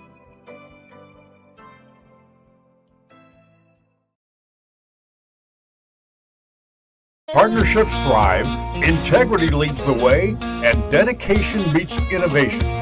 Tried and true. Trueland Equipment. We have the tools and services you need to work the land. A John Deere provider with a broad inventory, assisting you in service and technical support. We respond to your concerns quickly. For all your equipment needs, choose Trueland Equipment, where provider means partner.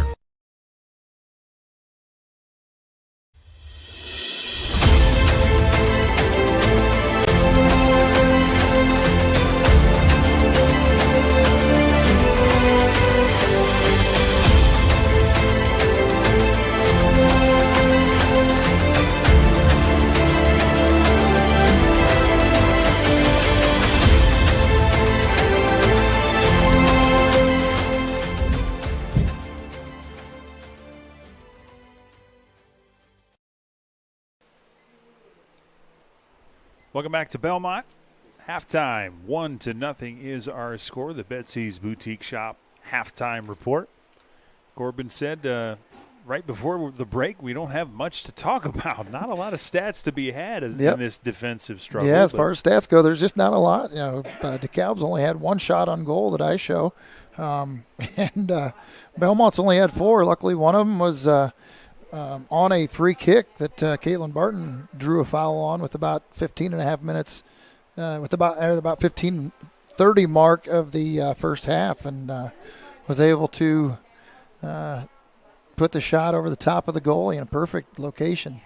And we had some fireworks for, the average ignorant soccer fan, as we had Barton's kick off the free kick go in over the top of the goalie's head, and little did I know, I guess I should speak for myself, that was not counted. No, well, it was not touched, but we had some speculation that it might have been, and it was missed, but we'll leave that to the soccer gods to decide. But well, and unfortunately, that's the thing with soccer. You've only got three officials. You've got one that's covering most of the field. And like a play like that, she's calling it from, 30 yards out or so, trying to estimate what's going on behind those players. So it's a little difficult to see. We're able to second guess it with the camera, or our fans are. It makes it a little easier without a doubt, So no fault to her. I mean, but we did have a little hint that we thought that Ashley Blakey had actually shouldered that ball a little bit, and that maybe it should have counted, but nonetheless, we're here at a 1-0 score. So, yep. And let's take a look at some things going on this week other than tonight's game, obviously. Tomorrow we'll have a volleyball contest. Woodland travels to South Adams. Seth and Jamie will have that call. On Thursday, we have some more volleyball. South Adams travels to Monroe, visiting their county rivals, Adams Central. That should be a fun one. Seth and I will call that one for you. And then we got some games on Friday. Hard to believe. Week 7 already. Football action. We'll have Adams Central traveling to Southern Wells. That'll be Mike Cooper and myself. And then we have New Haven at Bellmont. Corbin, you'll be at that one with Josh. Yep, sure will. And then Jay County is at South Adams. Chance for the Starfires to find their offense again after a disappointing output against Adams Central. We all thought that would be a tightly fought game, but unfortunately some risky passes turned into some quick points for Adams Central. But Phil and Jeff will bring you that one. A slew of games this week. If you're a fan of Witness coverage, we'd love to bring you all the action, and it is our privilege. Thank you to our sponsors and the fans for making this all possible. And, Dylan, you were talking about the fact that we're in Week 7 in football already, and even on top of that, we've got the sectional draws already for the girls' soccer. So, let's hear it. They're right there. As we talked about, one interesting thing that's going to be taking place is Mishawaka Marion, who took out Bellmont last year at regional, which I was talking about semi-state earlier, because in the past Bellmont would travel to South Bend for semi-state, but they actually went up there for regional last year. Yeah. And were put out of the tournament by Mishawaka Marion, who's number 1 this year. Now, ironically, they will take on number 2 South Bend St. Joseph the very first game of sectional. Yeah, 1 and 2. That's kind of incredible if you think about it. So, yeah, the luck of the draw, and here you are, number 1 and number 2 playing each other right off the bat. But as far as the sectional schedule goes, on Tuesday you will see Bishop Luers versus Heritage. And then on Wednesday it'll be Canterbury versus Norwell as well at 5:30. And then at 7, Bellmont will be versus New Haven. Thursday it will be Woodland versus Luers and Heritage. And then on Thursday, Bellmont will play either Canterbury or Norwell at 7, depending on the winner that plays through there. They got to get through the Bulldogs first, but you got to imagine 6-0 winners against them in the NE8. They're likely heavily favored. And that's usually an early substitution game. A lot of times they'll start the subs almost up front with New Haven, just to not add any insult to the score, but. Yeah, at this point, so the sectional championship will be on Saturday at 7 p.m. then. And Canterbury with a slight advantage as the hosting school of the sectional. All the games played at Canterbury. So I don't know that the drive will be a factor, but, you're always looking for little factors here and there for high schoolers. The bus ride, maybe you didn't play the right songs, maybe. There you go. Belmont's definitely favored once again. Yeah. For number 17, number 15, I think it is, at sectional championship. So yeah, they definitely, like I said, it's been perennial power, that's for sure, at Bellmont. Yeah, the NE8 heavily favored against the ACAC in soccer, just 4 teams in the ACAC, but Heritage and Woodland in the same sectional. Luers is kind of down, 3 wins this year for them. Canterbury down by their standards anyway, and Norwell likely the team that could give them a run, if anybody. Yeah, more than likely, Norwell usually plays them pretty tough. Yeah, and I mean, sectional time, everybody gets a little tighter, but Bellmont winners earlier in the NE8 slate, 3-0. So you're right about that. Bellmont heavily favored to repeat as sectional champions. We'll see, though. You got to play the games. That's right. So here we go. The teams are setting up.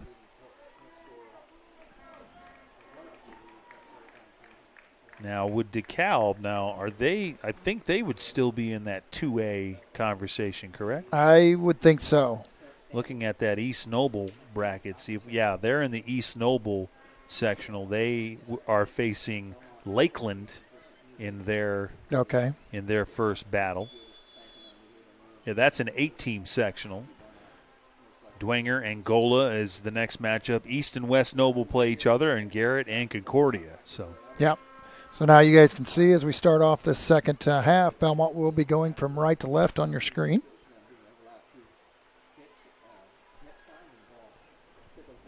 See what DeKalb does in response here. If they make any adjustments to their style of play, they definitely controlled the first 3 minutes of the first half, but then it was Bellmont for a good stretch, including the goal at 24 minutes, but yeah, there's been some spurts where DeKalb has had a couple of opportunities. Yep.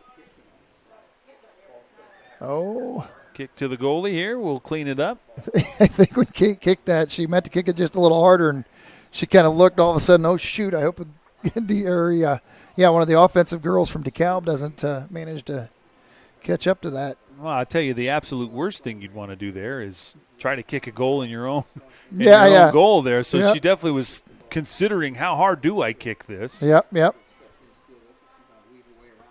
Ani kicks it back to Alberding. Again, Alberding playing midfield now. She was a forward, but Coach Lee moving her to that midfield position to allow the senior to kind of facilitate in the middle. And he says that she has been playing very good soccer of late. Yep. Well, when we've seen her move the ball down the field several times. A lot of confidence, a lot of control. Now, if you're Bellmont, I don't think that you sit back in a defensive posture here. I think you keep your Your guns blazed toward the goal here, try to make this a 2-0 lead. Well, I'm guessing you'll see the defenders pushing up closer to that midline more in this second half. You talking DeKalb or Bellmont? Bellmont. Yeah. Push up to that midline, midfield, that see if you can't get DeKalb off sides here and there if they do get the ball across the center of the field. So I think, though, that with a 1-0 lead against a quality team, you don't really want to be complacent with that 1-0 lead. You want to try to get something they give you. But you've got confidence in the defensive girls that are back there, so you can get by. I mean, you see all of them clear up midfield here. Oh, apologies, I still have halftime listed there. My bad. We are, in fact, in the second half.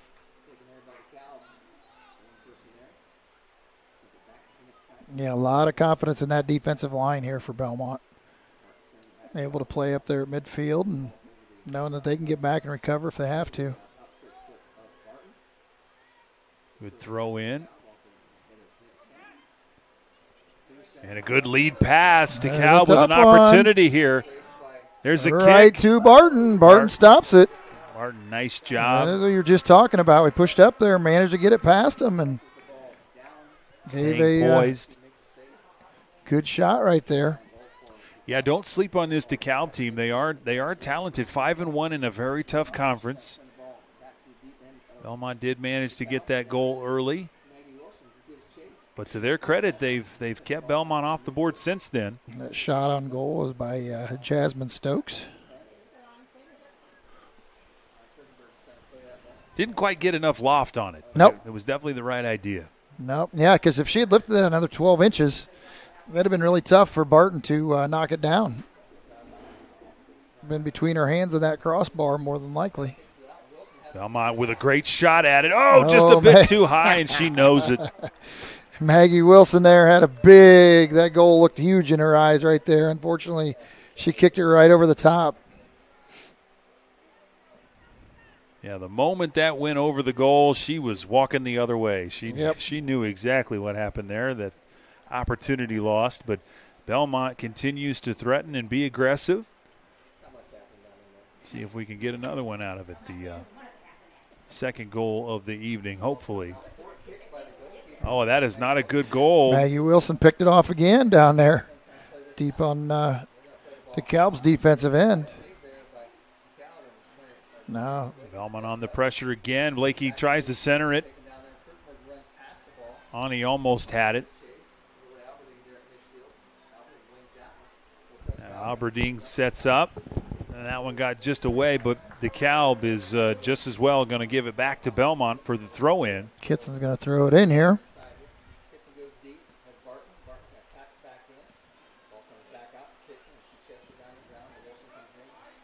Oh, Wilson turn around. Head out by the defender there from DeKalb. Nobody was there for it.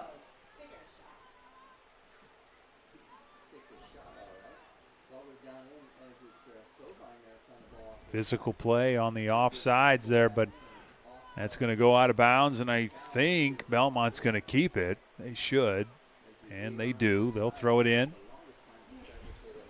About as far away from us as you could possibly get. They're going to have to kick that one away. Bellmont another throw in. Threatening on this end of the field. Already enjoying the 1-0 lead.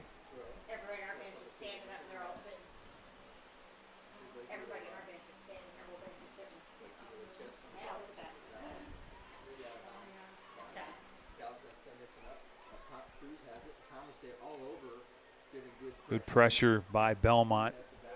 DeKalb not feeling very comfortable. They did have a good look at it on one opportunity, but it has been mostly Bellmont, Corbin. Yeah, it has been. Like you said, just one opportunity, and that was with the girls pushing up, trying to keep that pressure on the offensive end. Like I said, when you can use your defenders for the offensive side of things, it definitely helps keep the pressure on DeKalb as well. But that's the risk you do take, is that one pass out front, and if the girl's able to get past our defenders speed-wise, it can make it kind of nerve-wracking. There's a look at it.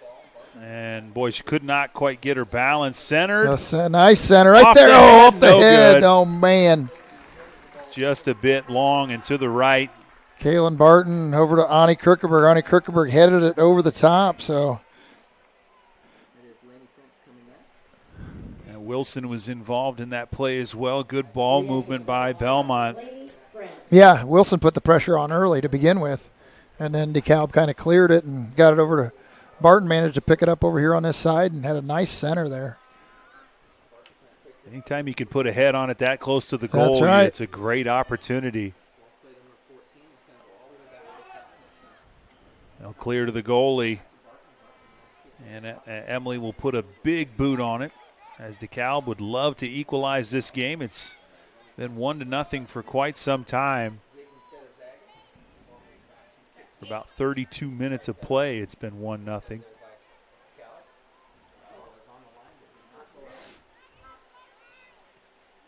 This portion of our broadcast is brought to you by Decatur Dental Services. At DDS, we welcome new patients and patient referrals at all our locations. Waiting for the play to develop here down in the box. And some pressure. That might be a goal kick, and it is. New patients and patient referrals at all the locations in Decatur, Geneva, Berne, Bluffton, and Warren. Visit us at DecaturDentalIN.com to learn all about us.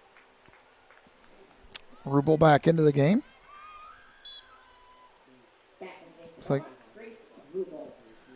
like she came in for, well, it wasn't Ani. So can't see the number that was walking off there that she came in for exactly. Good ball pressure by Ani Krukerberg at the middle.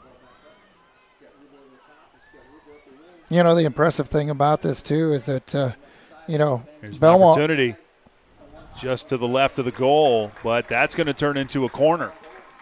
Go ahead, Corbin. Is that off of? I believe that should be a corner here. Yeah, I think you're right. But to your point, I was going to say that the thing that's interesting about this is the fact that Bellmont, no matter what their result is they've got a ton of players that will be back, like you said, for the next couple of your next couple of years here at Bellmont. For sure, they've got quite the core. Yeah, loaded with young girls on this team. Chip shot to the middle, a bit shallow. See if Bellmont can turn it around here. Blakey in the goal! Oh! Bellmont with a second goal, 2-0. So at 9:30 mark in the second half, we had Ashley Blakey over the top of the goal. That was another pinpoint shot where the goalie couldn't even get a hand on it. No, that was excellent. That gives Bellmont fans a lot more breathing room over here on our sidelines. And that's going to add more pressure to the DeKalb side. As you said, it's going to be able to, those defenders will be able to push up closer to that midfield and keep that ball on their defensive end of the field here for Bellmont.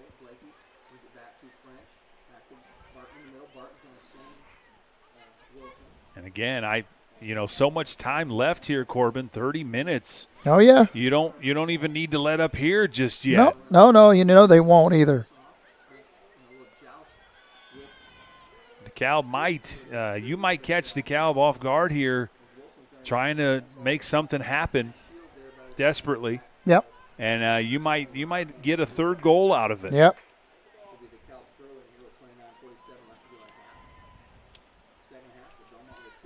Boy, what an excellent goal by Ashley Blakey. Just had an opportunity, took her time, centered it. DeKalb did not quite get there defensively. Both the goals for Bellmont have been just perfect that way, location-wise. Yeah, you're right. Just over the top of the hands of the goalie where nothing she could do other than grow another foot.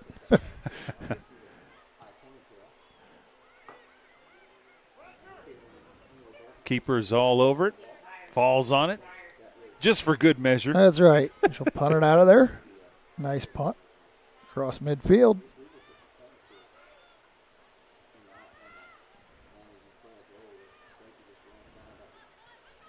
Remember the other 5-1 team in the NE8. Here's another good look. Another one out front with Ani Kierkegaard. They're just going to clear it. That's going to get another goal kick, I think. Another corner. Corner kick. Yeah, but I was about to say this team We got a sub coming in, but 5-1 are the Leo Lions and the DeKalb Barons. The only loss for DeKalb, those Leo Lions. That's Leo right. beat them 2-1. Belmont beat Leo 1-0. So, and we haven't heard about the outcome of the Columbia City and Leo game tonight. They're playing as well, so. I can do some investigative journalism Yeah. and try to figure that out, I suppose. I don't know that they'll be Center up to right date. across. Oh, looks like we may get another corner kick over here. Out the end line by the DeKalb defender.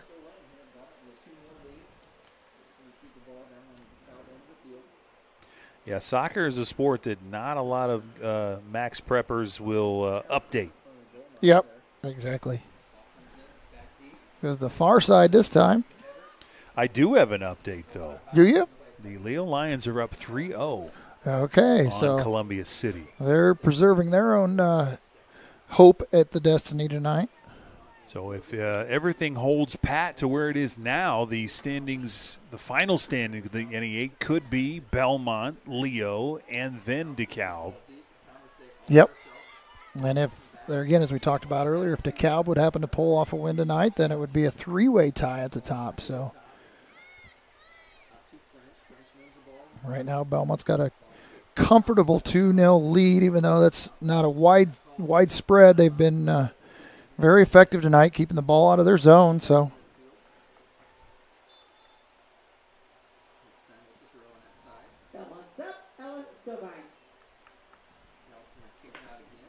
And another NE8 contest, Norwell hosting Huntington North.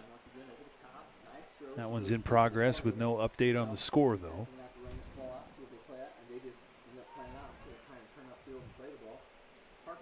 Throw in here for Belmont.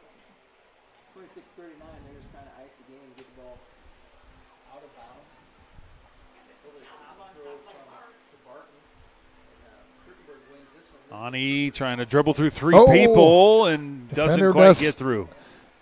Defender stopped that just at the last second there. That'll belong to DeKalb on the throw-in.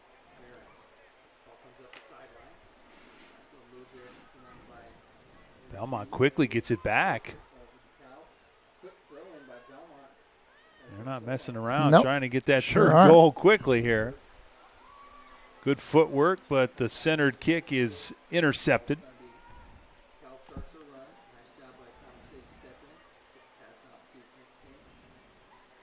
And I tell you what, Corbin, DeKalb's going to get this throw in, but you would think that Belmont was the team down 0-2, the way that they're aggressively pursuing the ball.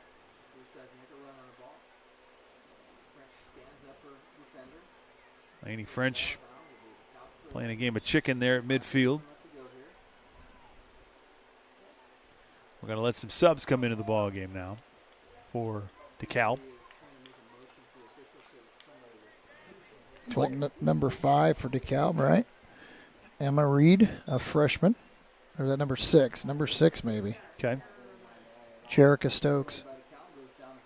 The other NE8 contest, East Noble and New Haven. I'm sure that the Barons likely favored in that one. You say East Noble against New Haven? That's correct. It'd be the Knights, right?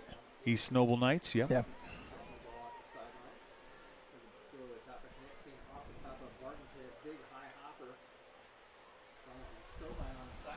And some pressure. Defense cleans it up. Well, maybe it was deflected.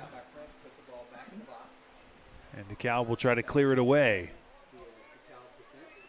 Good step in.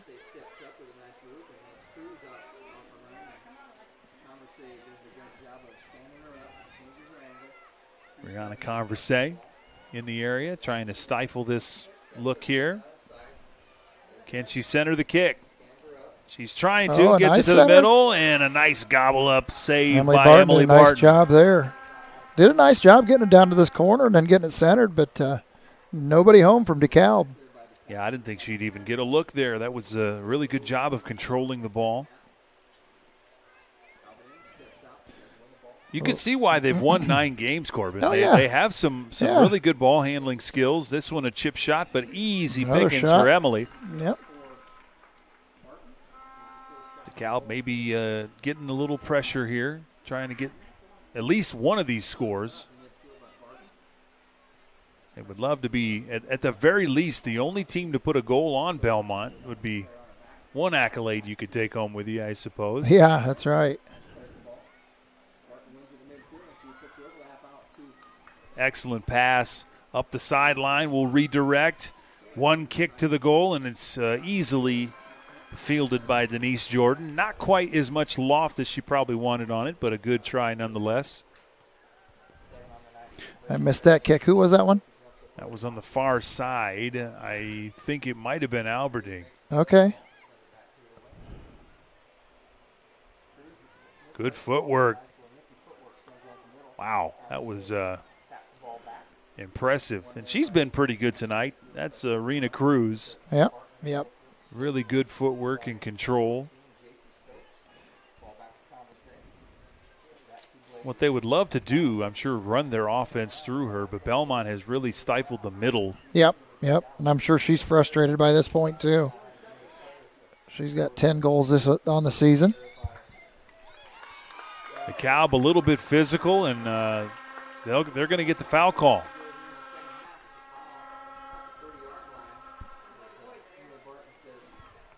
So now Barton, in this case, can kick it in the goal if she wants to. Yeah, I don't know which fan has the Dollar Tree Vuvuzuela out there, but we keep hearing them up here at random points. So just to clarify, what's different here, Corbin, for the casual soccer fan? No, she's still the indirect. So you got to. Yeah, I think they still have to at that point. They still have to deflect it off of one of their own guys. DeKalb got away with a handball in the box there, Corbin. I don't think anybody saw it, though. And it may have been one of those inadvertent ones that they don't call. But the only thing is, like you said, if it happens in the box and it affects the play, definitely they rarely let that go by. I mean, that's subjective. I would argue it could have had something to do with the play, but certainly helped control the ball.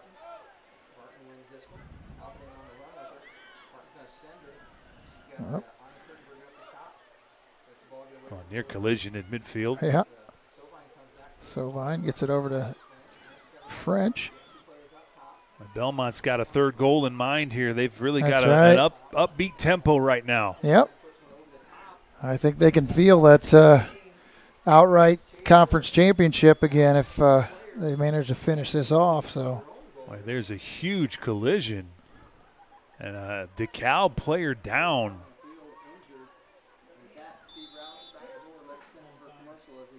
And we're going to stop play and see if she's all right. There were 3 or 4 players in on that play there.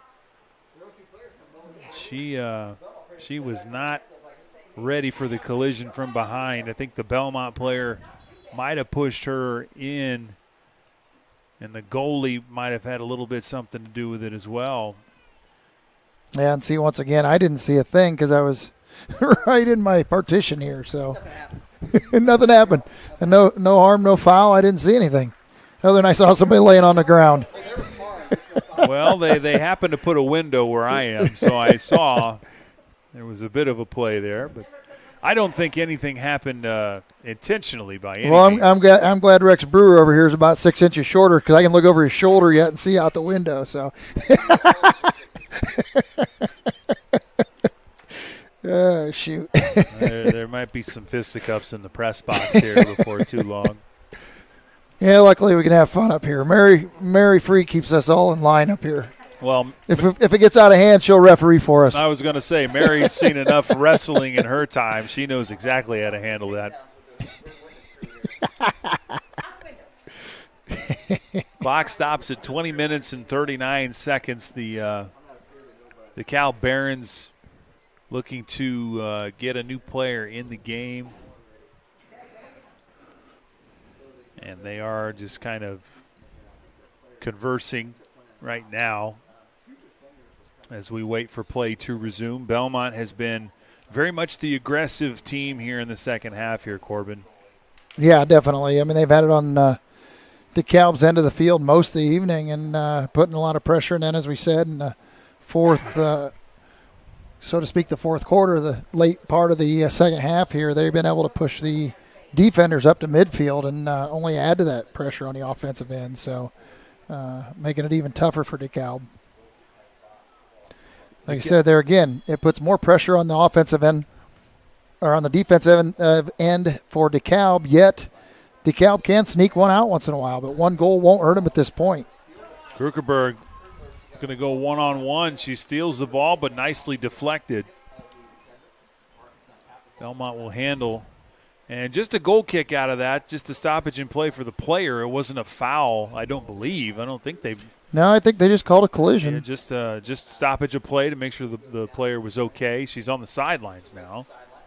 I'm not even sure. We didn't even get a good look at who it was, honestly. On the far side of the field.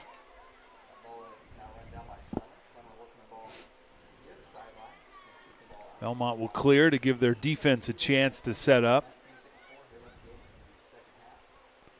And the throw in, intercepted, and once again kicked out of bounds. So under 20 minutes, Corbin, the Bellmont strategy doesn't seem to have changed. They're certainly looking for their opportunities still. Oh, yeah, yep. And there may not be a solid moment where they suddenly start clearing the ball without trying to score, but yeah, I think they can, as you said earlier, they kind of sense that they can get some momentum and pressure the other end. Yeah, yep. It really would be a statement. 2-0 was already a statement, but to get a third goal here on a team like DeKalb, it's got to be a real confidence booster. Well, and from the standpoint they, as we were talking about, to go the entire NE8 season and not give up a goal. Yeah. I mean, obviously we still got almost 20 minutes to play, but these girls have a lot to play for on a defensive end. Look, we're not about to give up a goal now. Barons can't quite wrangle in that ball. That was Cammie Abel, the freshman. Ball couldn't quite get it in. Right Boy, on the how did line. that Nice stay job. in? And then she's got to look here. Ani, she's going to center the ball. Oh, my goodness, wide open. Oh, man, an opportunity. Rubel was just a hair too short. She tried to knee it in, and just about 2 inches too high for her. Ball still live. Perfect center otherwise. Oh, big penalty kick. In the box. And she is not happy about that call, but I think that's the right call. She kind of ran right into her. Didn't really play on the ball at all. So let's see where they set this up. It is in the box, so they are going to have a head-on shot right here.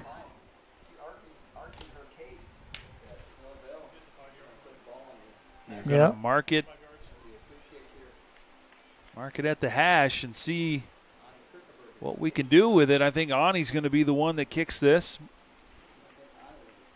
And as we said, you just guess which way you think they're going to go and go that way. You can only take a chance one direction or center. Ani Krugerberg, her kick. There it is. She went to the left side and outside of the reach of the goalie. So Ani Krugerberg, she gets her goal with 18-14 remaining in the second half here. So 21-36, 46. 21-46. The Vuvuzuelas are back in full force. Yep. 3-0, a dominating performance here by the Bellmont Braves. And there's plenty of time left here in the match. A dominant showing. The last portion of the second half is brought to you by Adams Woodcrest. At Adams Woodcrest Senior Living, we offer a wide array of services to address the needs of the most independent seniors and families needing support for an aging loved one. Our service levels include independent living, assisted living, memory care, nursing care services, and short-term rehabilitation. To learn more, go to adamswoodcrest.org.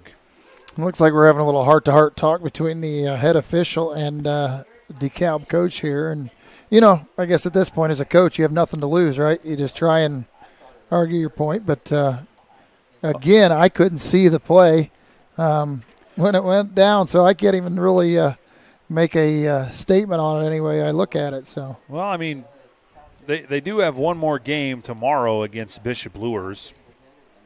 So when you say nothing to lose, he could lose a trip to Luers, I suppose. Yeah. That would be the extent of it. It's a beautiful campus this time of year. I don't think he wants to miss that opportunity. I'm sure you're right. Yeah, I would say that's exactly what he was thinking. I'm sure that's what kept him in check. Back to play we go. Coming up on 18 minutes. Well, Bellmont's still playing tough, and they're going to call that whistle. And I think there may have been a Berne riot if they didn't call that. Well, you know what? Talking about that, going back to calling that, remember last year when we watched Concordia on an erroneous call up there at that regional. Yeah. And they gave, who were they playing up there? Was it a South Bend team also, I think? Yeah, your memory's better than mine. But gave them a penalty kick in the box with just few seconds left. Yes, that was and it was clearly outside of the box when we went back and looked on the video, and they scored, and that was the whole that was the difference in the game. That was it. So I think we offered to show them our video exactly. As well, we did. Yeah, that was a shame. And those were the times where I wish, honestly, these kids have put it all out there the whole season, and if you're going to have a review or something, and there's some available, my personal opinion is okay. Take a look at it and make sure you did the right thing.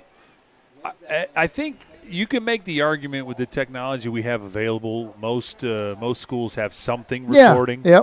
Yep. I think if it's that level, regional, even sectional. I mean, if it's at that level, why not make sure it it's available? Right. Yeah, that's my opinion too. It's just these kids, like I said, they've worked all season long. You get into the tournament, and it's your chance to start both at 0-0.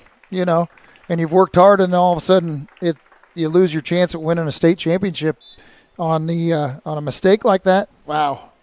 I believe that was Rubel stepping off the field there. Substitution. And I think maybe Maggie Wilson checking back in there. I think that's who stepped in. Number 34, I think that's who that was. Yeah, Maggie Wilson's 34. So. Okay. Goal kick headed the other way. Now officially under 16 minutes to go. Bellmont has this one well in hand, barring a catastrophic meltdown. They look to be headed for another NE8 title, Corbin. Yeah, exactly right. Number 15, as was before, I think is what I said, right? Well, there's a shot on goal. Yes, I think that was the number you said, I believe.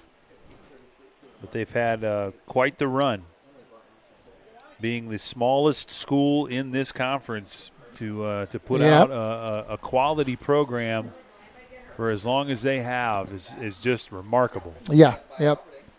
And, the thing that's, I hate to say it, that the camaraderie on the soccer team is almost second to none, I think, in a lot of the programs here at Bellmont. And that makes a big difference, too.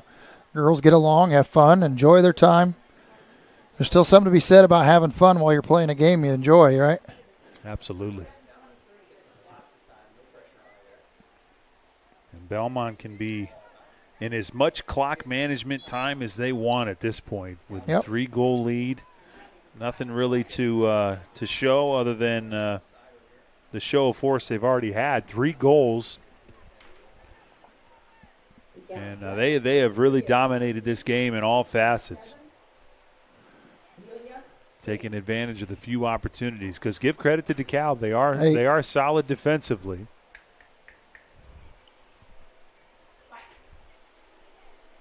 Stoppage in play, an injured player. And we have a sub coming in. I think the injured player looks like number 13, Jasmine Stokes, is the one who is walking off. Not sure. I didn't see what happened, but no, I don't know. It was away from the play. Yeah, and it was, and she just kind of doubled down there and told something to the official, and I don't know if I thought maybe it was a cramp-ish situation at first, but she was kind of holding her face, maybe a bloody nose or something. Hopefully she's all right. Officials kind of walking in our direction.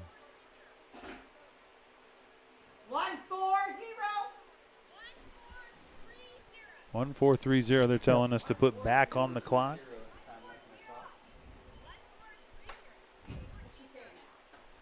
$14:30, Mary.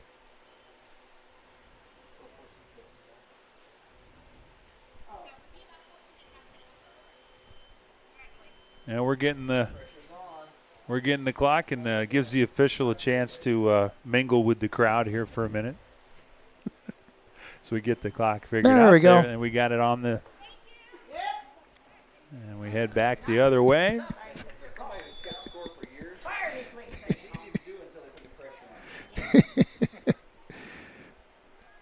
She's a gamer. What can she say? Mary's a gamer. Put pressure on her, and she comes through just like a champ. Back to action here, Bellmont. Could have something going on the sideline here. There's a couple of defenders in front. Can she center the ball? She tries, and that's going to go just a bit shallow. So it's going to be a goal kick. 14 minutes to go. A lot of good things here for this Bellmont team to look forward to. A lot of 10s on the roster. Yeah. But don't forget the all-important 12s. There's a lot of important players on this team. Brianna Converse, Addie Knipstein, and Lily Alberding, and we've also got Sophia Strury. There's a lot of big players that put their time and effort into this program. Just really make this thing happen. I know we talk a lot about the sophomore class currently, but exactly, the sophomore class is it's very talented. A very, very talented class, that's for sure. And then you got a handful of juniors that are very talented in there with them that are good friends with a lot of the sophomores. So Barron's with a near goal there. Good job gobbling it up. Emily Barton, she's done well today. Yep. Driving another shot on goal. But there's a reason that they have not been scored on in the Northeast or any 8 conference here. So, oh, look at that play. Kitson kind of misplayed that, thought it was going out of bounds, and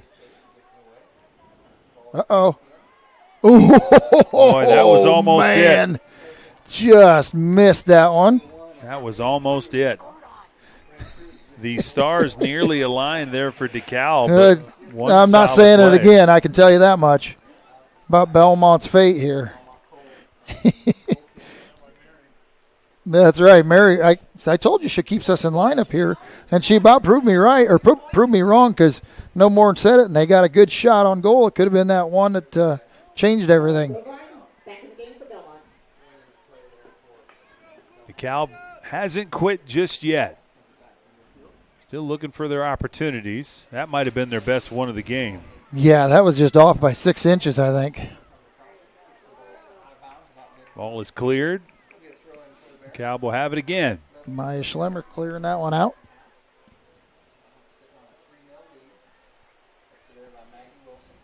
Boy, that's a big clear out. I don't think you're going to get away with that one very often. I think that was Wilson, just fully extended with the arm. Just letting her know she's there. And Wilson is not going to be pushed around. And to be fair to Maggie, like she wasn't the first to push. She was just the one that finished it. That's right. There's a big kick over to the sideline. And, Bellmont, as long as this ball is bouncing around and being kicked around, it's burning clock. So it's the one thing about this sport. The clock doesn't stop unless there's an injury or there's a penalty or a goal. A lot of unique rules in soccer that aren't shared by others. There's a kick up, and that's to no one in particular. That's going to be a goal kick. Now under 11 minutes. Countdown begins. Bellmont with another unblemished NE8 title in the works. Nothing but the 10:38 to go in between that. Emily Barton to clear it away.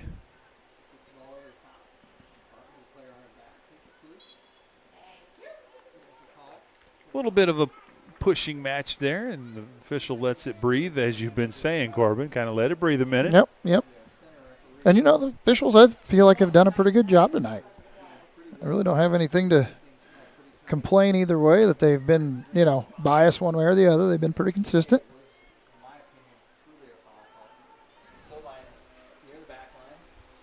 Sovine giving this one a little bit more pressure. Bellmont will control it.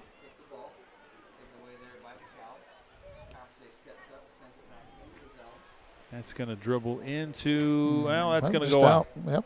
Not a goal kick. Not quite over but again, to the corner. Clock is burning. DeKalb, they're going to have to run the length of the field here, and we get another substitution. Couple, one for each team. Bellmont hoping to close this thing out. Nearly an icing call on that play.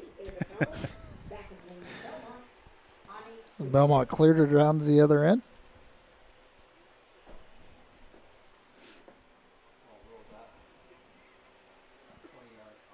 That's something that's been very clean tonight, too. Have we had a single offside call? I don't remember if we have. Not one. That's kind of unusual. I think that's a sign of two really good soccer teams. Discipline. Knowing where your teammates are at, where the ball's at. And when you don't have the ball, you know where you're allowed to be. Yep. That's a very astute observation. I hadn't thought about that there. There has not been a single call offside yet.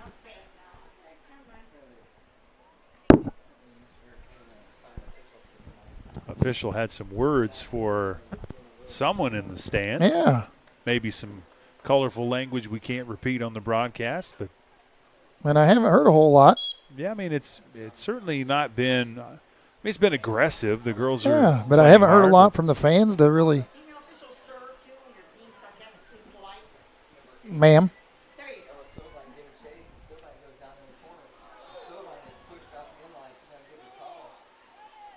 Oh, there's a little. It might be a card right here. Now be careful. They're going to give us a corner. All right. And no card. I take it back. She looked to be going into a position to raise a card. Yeah, she and then didn't. Maybe thought better of it, or yeah. Well, cooler heads prevail. Bellmont will just give them a corner kick, and it's up. It's a bit long, coming in just a bit the high. Top. Blakey over the top with that one. She put a good boot on it. I believe I have. I don't know if I'm correct or not. I have 4 corner kicks now for Bellmont in this half. That sounds about right. Just 1 in the first half, and none for DeKalb. So, what's the height on the top of that goal? Is it 8 foot? I don't remember. I'm guessing probably 8 foot. I feel like 8 foot. No, Rex is trying. Rex is pretending. He's trying to tell us he can reach the top of the goal. I said, "There's no way." He's got a stool under him. I guess we can put him on there. Well, if it is 8 foot, it seems like that would be about right to me. I have to look it up, but yeah, Blakey's kick, if it was probably 8 foot 6 inches. It was pretty close.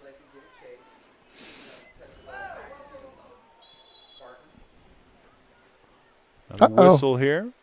Uh-oh. Things are getting a little chippy. Officials taking control. This is when we need, Corbin, we need a sideline reporter. Yeah.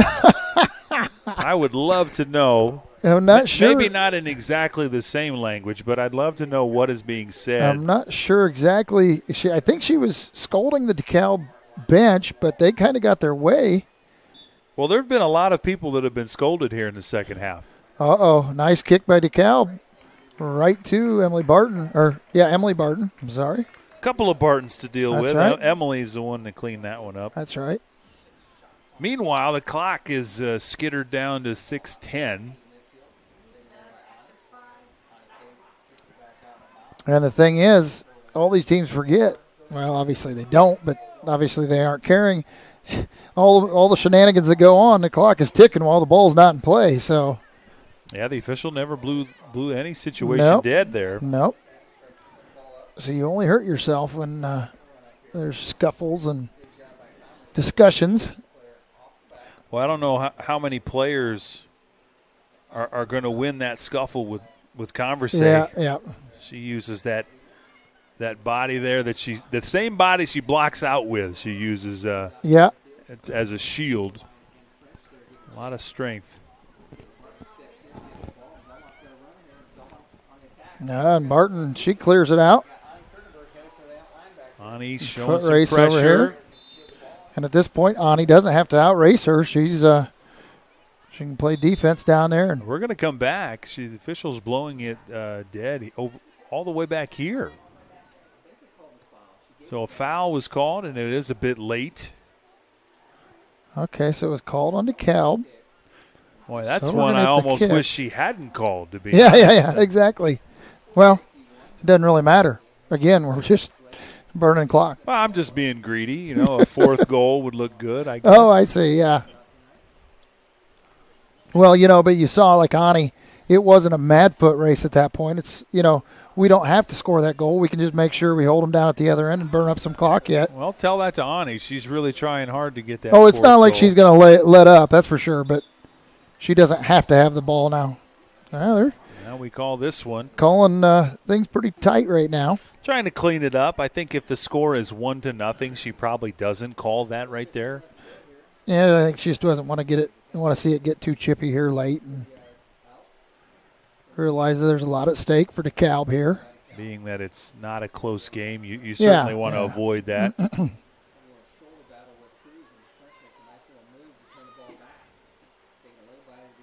No quit in Cruz. Look at her go, but no quit in Bellmont either. Boy, what a battle at midfield here. Kick up toward the goal, and that should be Barton's to grab. Yep, comes out to get it.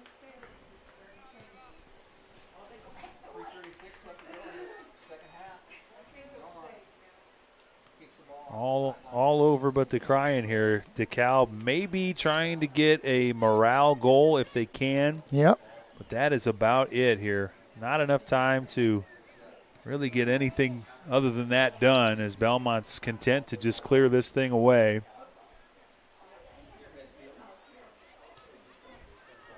Stick around, folks. The end of this one, we're going to have a Sprunger and Sprunger post-game show, as well as a Berne Witness Player of the Game, sponsored by FM Investments Raymond James.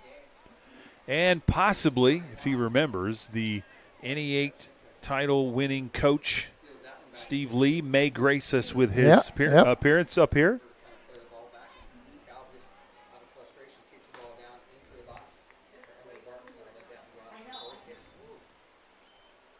Stop the clock.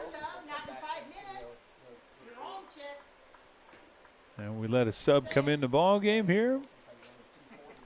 And she stopped the clock for that, so.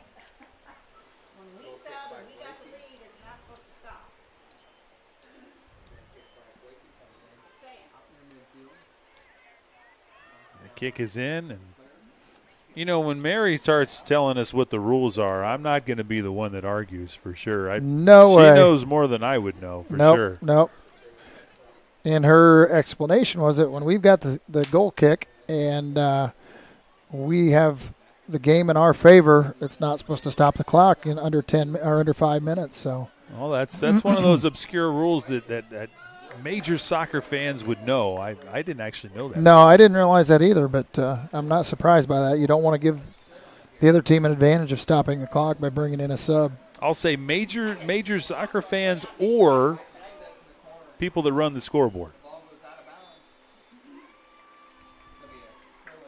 I think Mary might be both.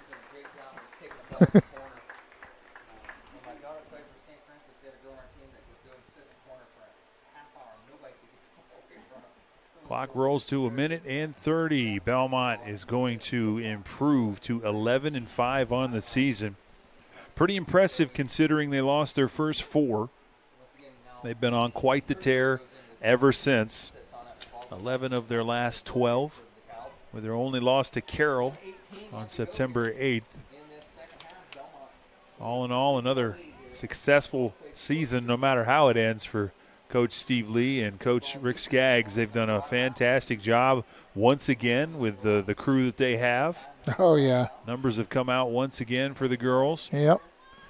Coach Lee, if he's being honest, he said he would like some more freshmen. That's a little alarming, but I think he's maybe he'll see some numbers next year as well. Yep.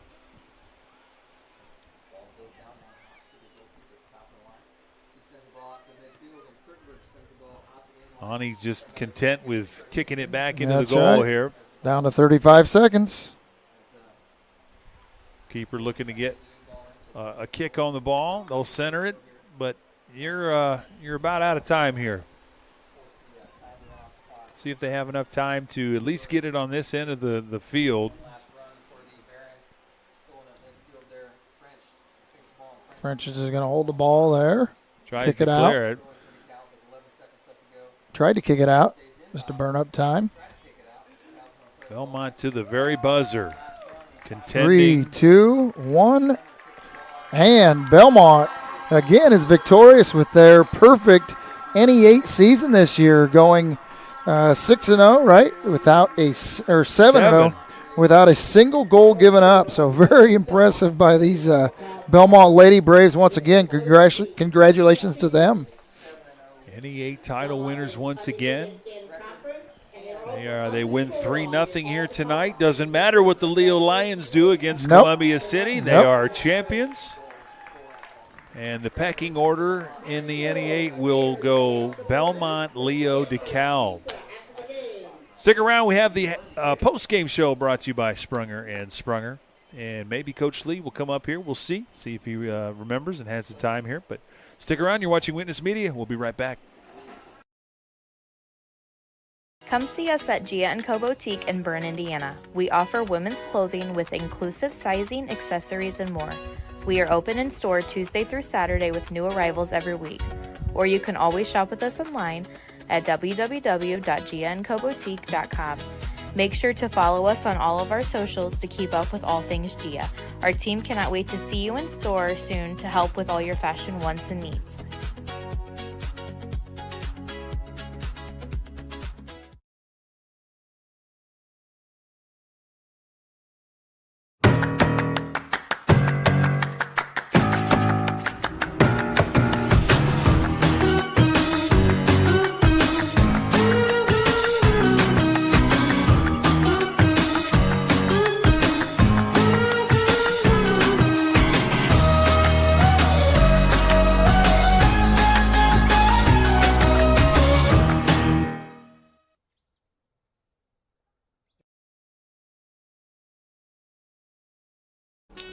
Steve Rich has been serving all of Adams County as a Good Neighbor State Farm agent from his office in Decatur since 1980. For all of your auto, home, life, and business insurance, Steve can show you what being a good neighbor is all about. Call or text Steve at 728-2933 or stop by his office at 230 South 2nd Street in Decatur from 9 a.m. to 5 p.m. Monday through Friday. He can even meet you in the evening or on Saturday by appointment. All your insurance needs under one roof. To combine and save, talk with State Farm agent Steve Rich. I'm still right, and I've lived here just 1 year. I fell and broke my hip, and so walking is the best thing for me.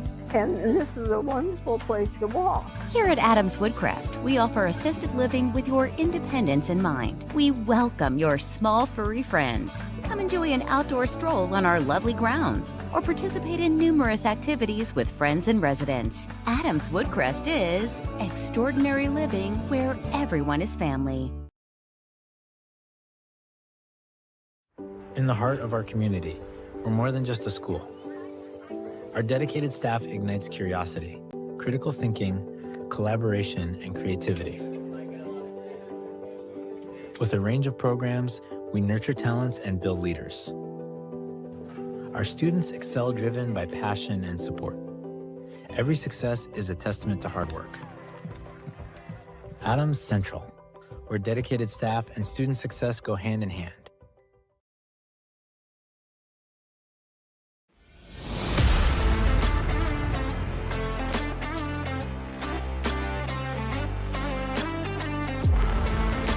Here at Berne Ready Mix, building strong communities is not just something we say. It's something we do. We are proud to be a part of the residential, commercial, industrial, and municipal projects in the communities we serve. Contact us to discuss your next project.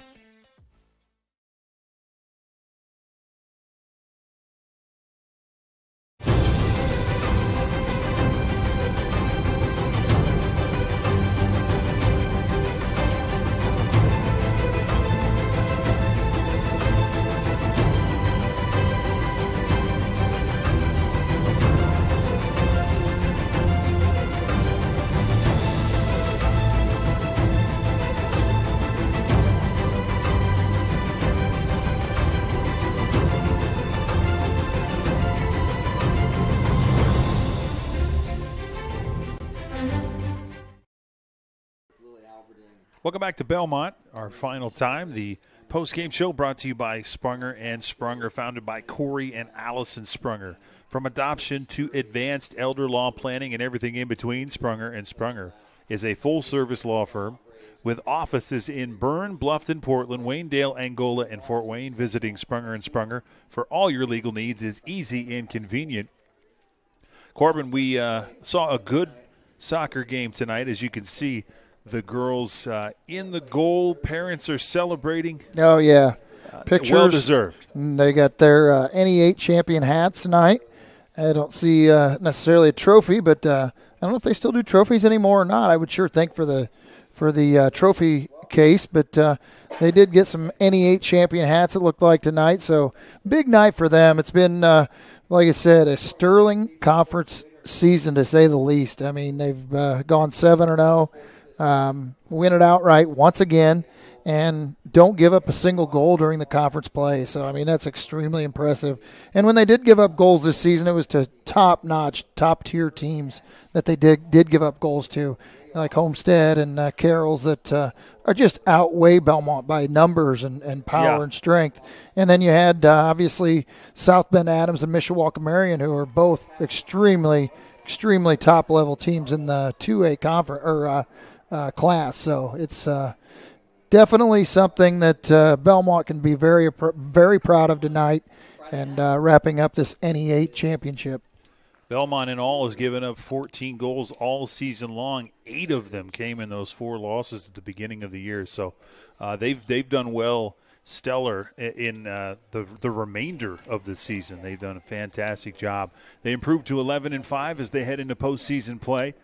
DeKalb, by contrast, their loss puts them at 5-2 in the conference, 9-5 overall. But a good contest we saw here tonight. A lot of good things to celebrate. But the last thing we want to celebrate here tonight is the Berne Witness Player of the Game, sponsored by FM Investments Raymond James. For investments, finances, or retirement planning, call 368-9939 to set up an appointment at FM Investments Raymond James. Coach, I don't know if he's going to come up here or not. He's much too busy celebrating down there with his girls, as he should be. So we will wrap it up. Well, one more stat here that I'll throw out there real quick. Scoring for the Braves tonight, Ashley Blakey had 1 goal. Ani Kirkeberg had 1 goal, and Caitlin Barton all had a single goal tonight. So equal balance scoring. 3 different opportunities on 3 great kicks. So one of them, the penalty kick, was icing on the cake. That's right. So, for myself, for Dylan Malone, for Corbin Boltemeyer, and for Sean Hamrick, everybody here wants to thank you for watching, and thank you to our sponsors as well. Good luck to the Bellmont Braves in sectional play and beyond. We'll see you next time. Nope, not yet. What do you got? Player of the game. I thought we did. We didn't say it, did we? Well, I thought I was already on. I guess I thought I was on the bus already. Nope, you're good. You're good. My bad. I just wanted, because I threw out the extra goals there, You so did. sorry about that. Nope, you tripped me up. I threw a curveball in there. Let's give it to our goalkeeper, Emily Barton. Sorry about that. Nope, I almost left without it. She honestly had a sterling NE8 season. She's a senior. You could probably give it to the entire defensive line back there, but you know what? She stepped up and has had a great NE8 conference. So congratulations to her, and congratulations to the Lady Braves. her 10th shutout of the season. That's right. So, yeah, well-deserved. Apologies. I thought we already had it in the book, but I guess that's why I have a partner here. I love having a partner. I knew we were trying to stretch it out at first to see if Coach was coming up, but then, he's busy. He's obviously celebrating, and I don't blame him at all. Well, when there's a T-shirt to be had, we got to make sure we give it out as necessary. So. Exactly right. All right, folks, we will see you next time. Thank you Have a good for night. watching.